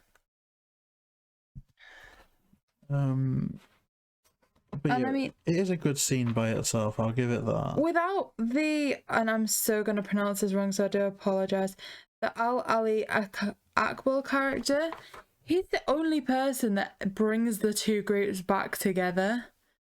Like, it brings in Fred and Daphne, then takes them all away again, kind of thing. Without him, they would be on, it may as well be 2 separate movies. Yeah. Well, I didn't make any notes about this section, but what I also believe happens in the kind of interim period of this is that Fred and Daphne go to this town, and they're like beaten up and gassed by Von Butch. Yeah. Which is, it's disappointing not to see Daphne fight back a bit more, but more than that, it then skips to this Ali Akbar taking them to the top of a pyramid and saying, "Don't worry, you'll be safe here." And it's like, does he not have a house that he has a lock on the door that they can be safe in? Like, I get it looks cool, but it's a bit too over dramatic. I mean, you're right, it's disappointing in that scene that Daphne doesn't try and fight back. You'd think that Fred would have a bit more stamina when it came to fighting as well, which is a bit disappointing. So yeah, I think they both kind of fell a bit easily there, but it just makes you absolutely despise the Von Butt character even more, and I genuinely don't feel like there was enough justice at the end for the punishment they deserved. No, they just go a bit, they just have a tantrum essentially, like, "Oh, my crown, like, yeah. just shush. You've had your time." But we get, you know, the gang get reunited, and there's a nice moment between Scooby and Daphne, I feel, in that section, which is rare. Like, I always, you know, we've gone on about the Shaggy and Scooby misadventures. To me, it almost seems that the interactions that Scooby or Shaggy even have, or both of them have, with the rest of the gang, it almost seems so rare that it's nice to see them interacting with different people. Yeah, it gives them a new dynamic, I feel like. I don't know. I mean, I guess for Shaggy and Scooby, but I also feel like they're always dealing with some sort of monster whenever they're separated. But like, even I have to give this movie's credit for having Fred and Daphne alone for a bit and actually seeing that, because like, you know, in a lot of episodes, and especially the older episodes, it was always like, "Oh, okay, we're gonna split up and search for clues," and we always followed wherever Scooby and Shaggy went. You know, we never really saw Fred, Daphne, and sometimes Velma until they all rejoined. And so I have to say, I really did enjoy seeing the parts of like Fred and Daphne being like, "Okay, well, what are we gonna do? We don't have Velma, we lost Shaggy and Scooby, so what do we do now?" type of thing. Yeah, I do get that, and there is a lot to like about this section at least, because this is where we start to ramp things up. You know, like we say, there's the reunion that's gone on, and yeah, I think for all it's a bit of a mess, the fact, like you said, that Velma's gone, it is not good for Velma. It's not good for the team dynamic in terms of like the whole team, but it definitely forces the characters to do a bit more, to think a bit differently. Like, they have to physically travel to different places, and you know, Fred is literally, and we've mentioned this before, is like, okay, if I was Shaggy, where would I be? Where would I go? And they don't go about things perfectly because they're not strategical thinkers like Velma can claim to be sometimes. They're literally just playing things by ear, and for all Ali Akbar takes them to them ultimately, they still definitely show some more scope in how they approach things, which I thought was really nice. And also, yeah, so now I think we're okay, so they're all together. At this point, what do they do? Is this where they decide to get the army together to save Velma? Yeah, I think so. I think it's certainly heading towards kind of like the fight, the like battle against the army of the undead. Yeah. So I've written here that, you know, again, we see the templates of the kind of human statue sculptures way down there. But honestly, I'm enjoying the dynamic here because I think it's really funny that this this Von Butch is begging for their life, and now they've decided to like list some like grand things like I'll save the rainforest, I'll never hunt for treasure again, and then I'll recycle. I just love that line so much. I just like we said, they've done such a good job making them such an unlikable character that to see them humbled is actually satisfying. But to that point as well, I'll also say that like, how can you fault the mummies at this point? Like, we clearly Von Butch is being disrespectful. Clearly we don't like Von Butch, and like the mummies aren't after world domination as such. Like, it's like the only thing that the mummies have done wrong, which is why this army is being raised against them, is turning Velma and Omar into stone, which is like, if that never happened, I feel like the gang maybe would have been content with just letting the mummies guard what's essentially theirs if they were real. Mm-hmm. And that's my issue with that. Like, I wonder too if because again we're all confused as to when they schemed all this up, but if Amelia and or what was the camera dude's name? Rocky, not Rocky Road, Rocky River? Rock Rivers, yeah, Rock okay. Because it's the river, not related. No relation. If neither of them showed up, would they have not done this, or would they still do it to try to scare off any other treasure hunters or stealers? You know, it all seems big budget, doesn't it? They always seem to have so much at their disposal for what they need to facilitate. Like when they first open when something initially opens and there's like all these almost holographic projections of spirits flying around, none of this is low budget. Like, and it's not explained though. Not even that's explained, is it? Nothing's explained. Which makes you wonder: is that real? See, I feel like modern Scoobies would have played on that. In fact, better than this. I think it's just because it's been done so many times. Like, I want to say it was done with The Legend of the Vampire, where it's just like smoke screens or like it's just projectors. That at this point they just expect you to presume. Oh, but it just doesn't make sense. Like, if everything was explained, even if it was explained in the most ridiculous way, fine. But it's just the fact that so many things seem to have occurred that there's no explanation for. Like, why were things shooting out of the tomb? Why was there this crazy sandstorm? Like, and another question, which is just ridiculous.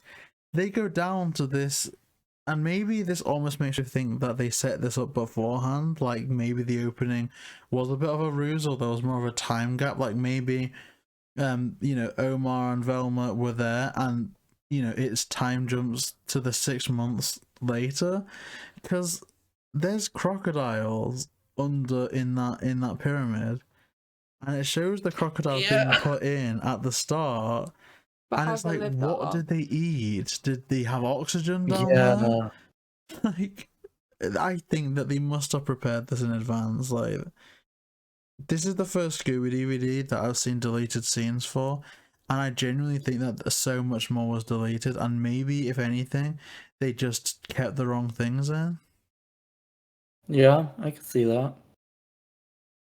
but it makes sense that the ending of this is a battle because we started with a battle, and so it's ending with a battle now, and it just shows that like I said it in the last episode with Aloha Scooby Doo that without Velma, you know, like Velma solving everything and no one else knowing makes it not a mystery team, but in fact Inspector Velma and her like muscle. And Yeah. so to take Velma away from that dynamic, and all the gang can think to do is let's raise an army to overpower them, I feel like that makes sense. I think it's good that they've done it that way, and that it's not just someone stepping into the role of like, okay, I'm going to be the new Velma, I'm going to figure this out. Because for all that would be good as the group long term if they could all find clues, if they could all solve what Velma could solve. It's then a situation where it's Velma's only saving grace taken away from them. Like if Shaggy or Fred all of a sudden decided, okay, I figured this out and I'm gonna know who it is this time, is like then in the next movie are they still gonna have those skills, or is it gonna be frustrating that they've got a skill that's just taken away? So I like the consistency. Mm-hmm. But the movie is crazy, like this section, and it's also just so funny how you see the gang fully beating up Cleopatra, like they sunburn her, Daphne, like they just do so much, and just knowing that that's Velma is just really funny. Like what she'd be thinking in that moment under the mask is just hilarious. I know, I thought that too when I was watching it. I was like, oh my heck, wait, they're doing this to Velma. I wonder what Velma thinks, like, was she gonna take a chance and try to be like, yo, it's me, like, chill out? Yeah, like, how bad would it have had to have got for them to like find out? Or like it's getting a bit dark, but say if this was going by real world logic, if the gang accidentally did something fatal to the ghost of Cleopatra, and that's when they unmasked them after, is it like, oh my gosh, like we've kind of like gone through this and now look what's going on. Like how bad would you feel? I'm just wondering how extreme they would have taken that. Well, I guess it can go two ways though. How extreme is Velma willing to go too? That's true. That's actually so true, because, well, is she specifically trying to hurt them? Yeah, like the mummies have full-on swords, and it would be blatantly obvious if like Scooby and Shaggy were back to a corner and the mummies were just purposely missing. Yeah. No, that's mad. But here's what I will say. I don't feel like people say about Scoob that it doesn't feel like a Scooby Doo movie or even a mystery. And I kind of feel the same way about this, and that's not necessarily a bad thing. But this is almost like a half action movie, almost like them trying to replicate a Tomb Raider or something, because there's not really, like, no one really cares, I want to say, about who Cleopatra is necessarily. It's more how are things going to get resolved, like how are we going to rescue these characters versus who is it? That's my thing with this one is I agree this one doesn't really feel like a mystery because like the monster doesn't, I mean, first of all, we don't really even know what the monster is for a while, I feel like, in this movie.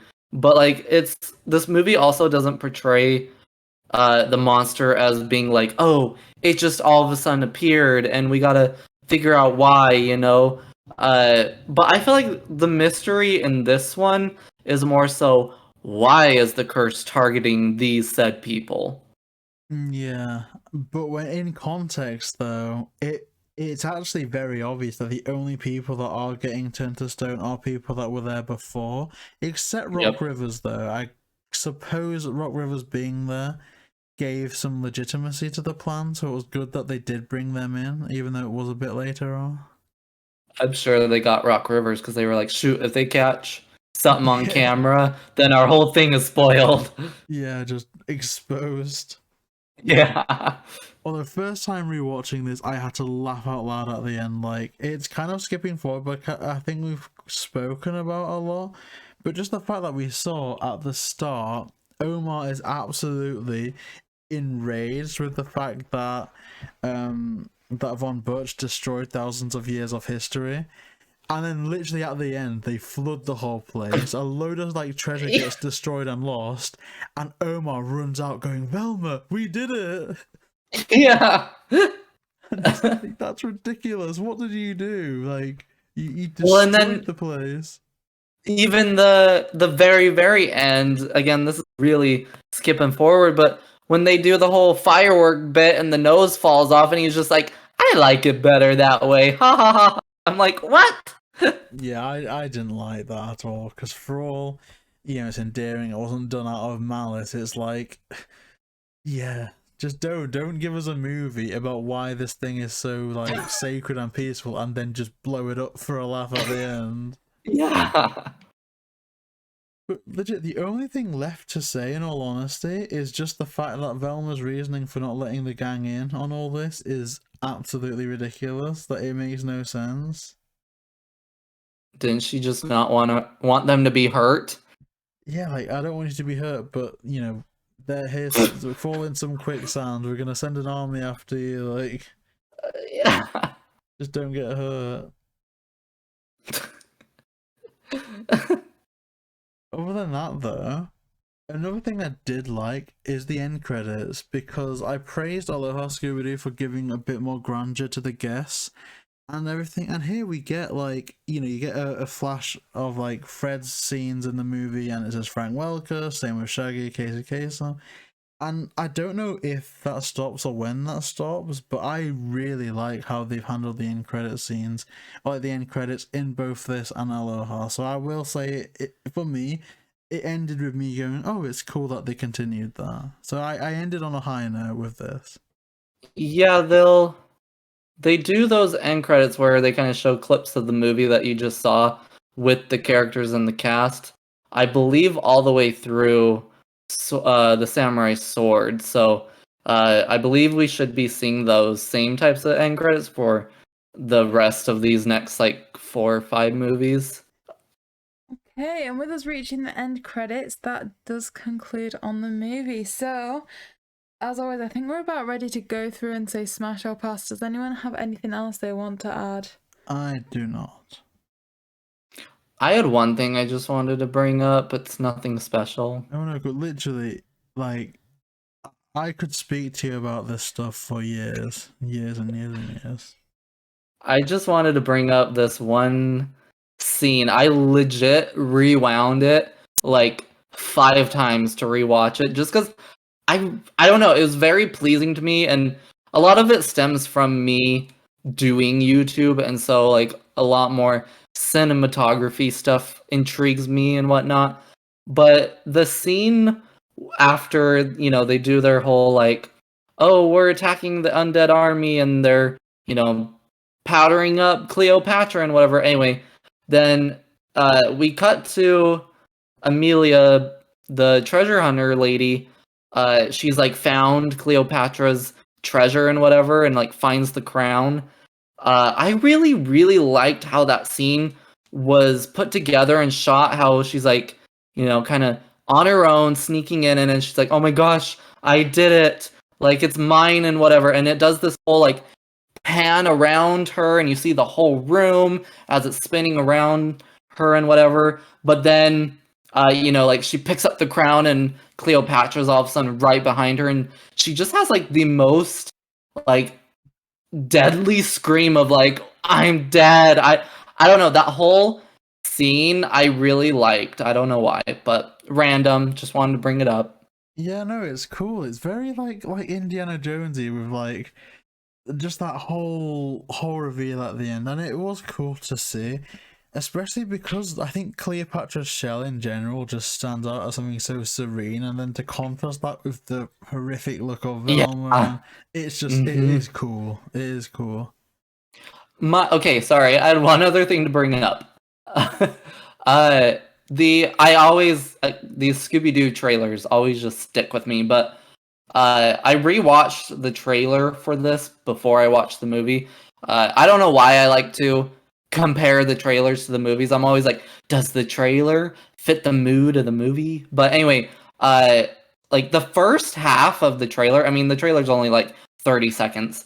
But the first half of it, I have to say, is a really creepy trailer for this movie. But then, obviously, it's like Scooby and Shaggy all of a sudden does something, and the whole mood of the trailer swaps back to being funny and whatever. But I just thought it was really, really interesting that this movie kind of had a creepy trailer to go along with it.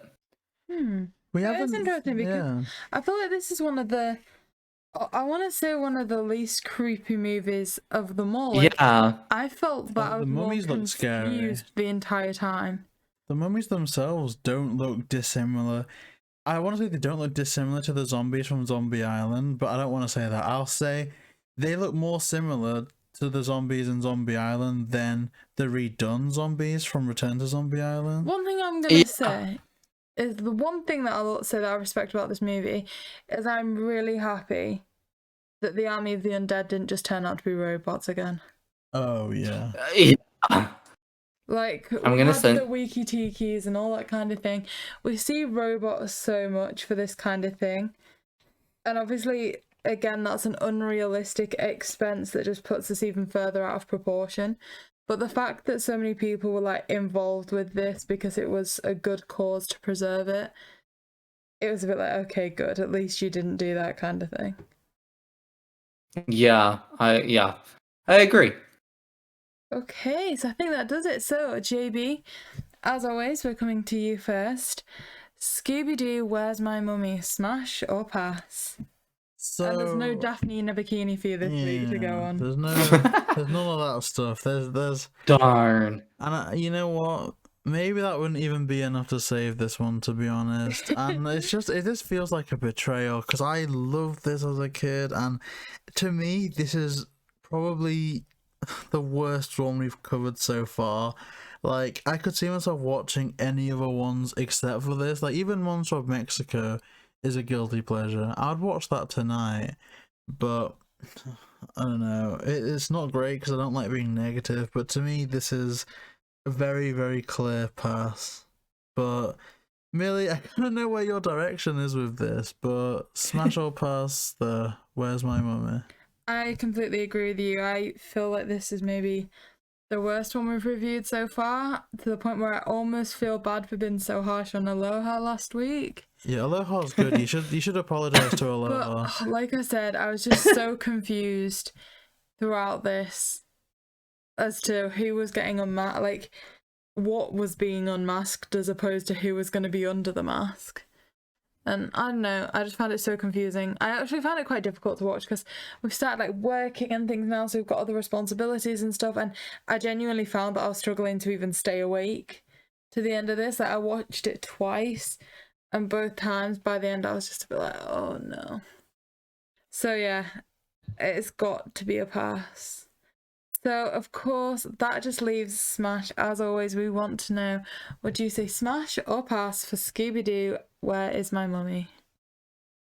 Okay, so I feel like this is where I always give you my childhood story with this movie, but you're gonna get it again. Oh, so no, I'm gonna feel so bad if it's a very emotional, like hard-hitting childhood story after I've just taken a poo all over it. Oh, no. So this movie came out pretty much right as I moved, because I had lived in Salt Lake City, which is the big city of the state I live in, and we moved 4 hours away down south in the state of Utah. So I mean, it was a big move. It wasn't like in a new state or anything, but still, it was far enough away that it was like almost starting a whole new life type of thing. So I remember this movie so prominently because it came out like right around when we were moving. So I never was able to get it when it came out, because it came out in December, actually. Fun fact. And that's right around when we were moving. And so, it was, no, we don't want to buy, a fun thing right now in case it gets lost or something in the move. So it was like, let's just wait until we're moved and then we can look into getting it type of thing. And so our libraries here in America, you can actually, I don't know if they're the same there, but we can rent movies from our libraries, kind of like a video store back in the day. We can still do that. But anyway, so I would rent this one in particular from the library so much until I was able to get it. And I remember too, because that same year is when we got our first DVD players as a family. And so, everything was VHS. And so this was one of the first Scooby Doo movies that I really got to experience on DVD. So I was like, super excited. I got to do, all like the DVD game on it and whatever, and like see all the special features. Like that was so cool to me because it was new, like, oh, there's more to this movie than just the movie itself and whatever. You gotta see all the behind the scenes stuff and all this. And plus back then, and again, rewatching this one on my DVD, like they had such fun menus back then. Like this menu, at least on my copy of the DVD, it was so animated, and I loved it. And anyway, so I mean, I made my friends that I were making when I moved to like watch it with me. I was like, this is the new Scooby Doo and whatever. And it wasn't. I don't think I got this, like actually bought this one until a few years later, to be honest. It was kind of like, oh, I watched it enough renting it, so I don't need to buy it right now. So I want to say I might have gotten this one around the same time that I got like the Loch Ness Monster and Witch's Ghost. I had told you guys the story, I think, in another episode where my mom and sisters were out for the weekend out of town, and so my dad was like, let's go get Scooby-Doo DVDs, and I think this might have been part of that set that I got. Okay, which, another side story to that story, really cute. My dad bought a few of the DVDs, but then I also bought a few, teaching me how to spend my money and whatever. And at the time, I had a I actually still have a Scooby-Doo wallet. It's just different, but I had a Scooby-Doo kids wallet back then that was like it was blue and red, and it was Scooby-Doo as a firefighter, and it was like, like Scooby's official firehouse thing. Anyway, so I was buying Scooby-Doo DVDs with my Scooby-Doo wallet, and the lady that was ringing us up was like, oh, you must really like Scooby. And I was like, yeah, okay, don't judge me. But anyway, so what I was getting at is this movie, I really don't think about it all that much. It honestly is one that gets lost in the bunch of movies, that there are now for me.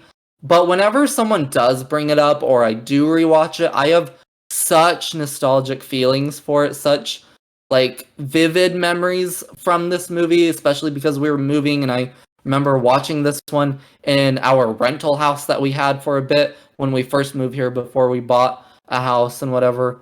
But rewatching, in the end, I'm gonna have to say pass for this one.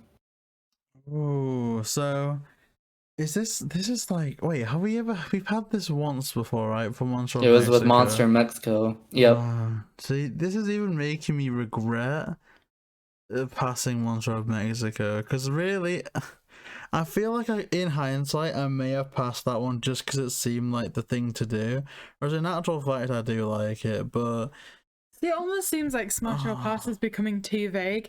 I almost want to tier list all the ones that we can do that later. I don't want to make it Smash or Pass or no, like Pass or Smash. I don't know. No, I get what you're saying, but there is just so many, like, I know we've all passed this one, but this is a definitive pass, yeah. Not only would I not recommend it to others, but it's not even a guilty pleasure movie that I can just say, yeah, this is just one that I'll put on. Because even like in like the early days, back when I was trying to be all like, oh, I'm cool, I'm gonna go out to parties every night and I'm gonna try and be popular, even then I had the Mook Animation films on like download on iTunes, like, along with like the 4 live action movies.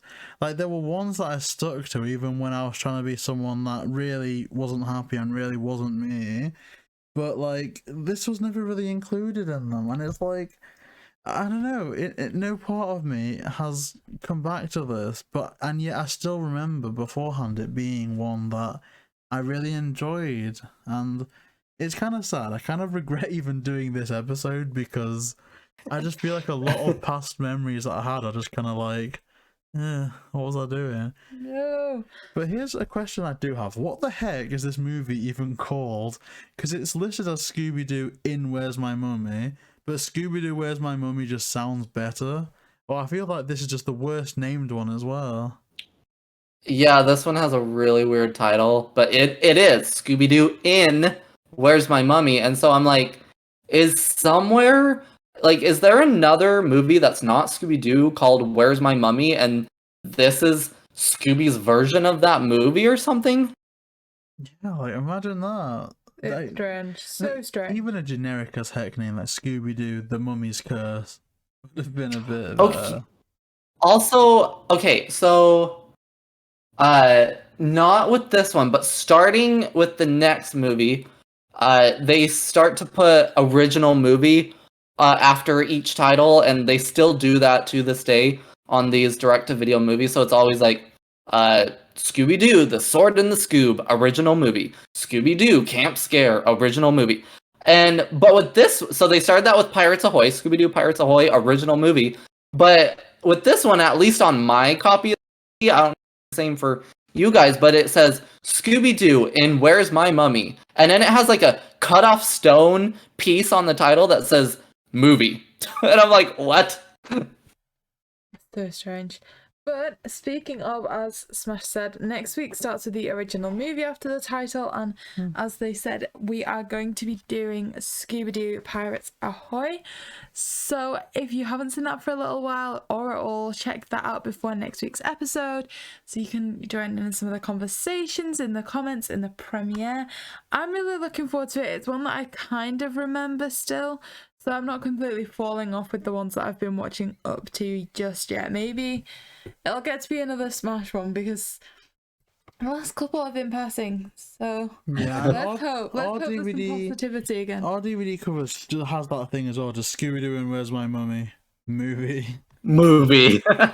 But, usually we kind of wrap up with news segments, but there really isn't any news this week. But I guess if I was to wrap it off with something, it would just be, huge thank you to Smash for continuing to do this. Obviously, their links will be in the description down below.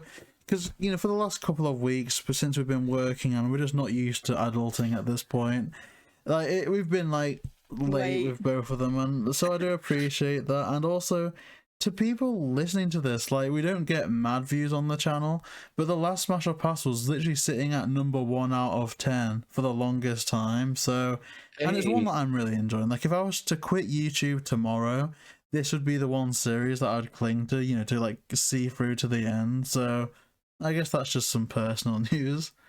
Yeah. So, I guess, Smash, where can people find you on the internet? I am on Twitter and Instagram at Ashton Hardy _. And obviously I have my YouTube channel, which is smASH. And that's where I'm at. Please make sure to go and check that out. It is incredible. So this has been another episode of the Smash or Pass podcast. Please make sure to like, comment, and subscribe to JayBee, Milly, and Smash.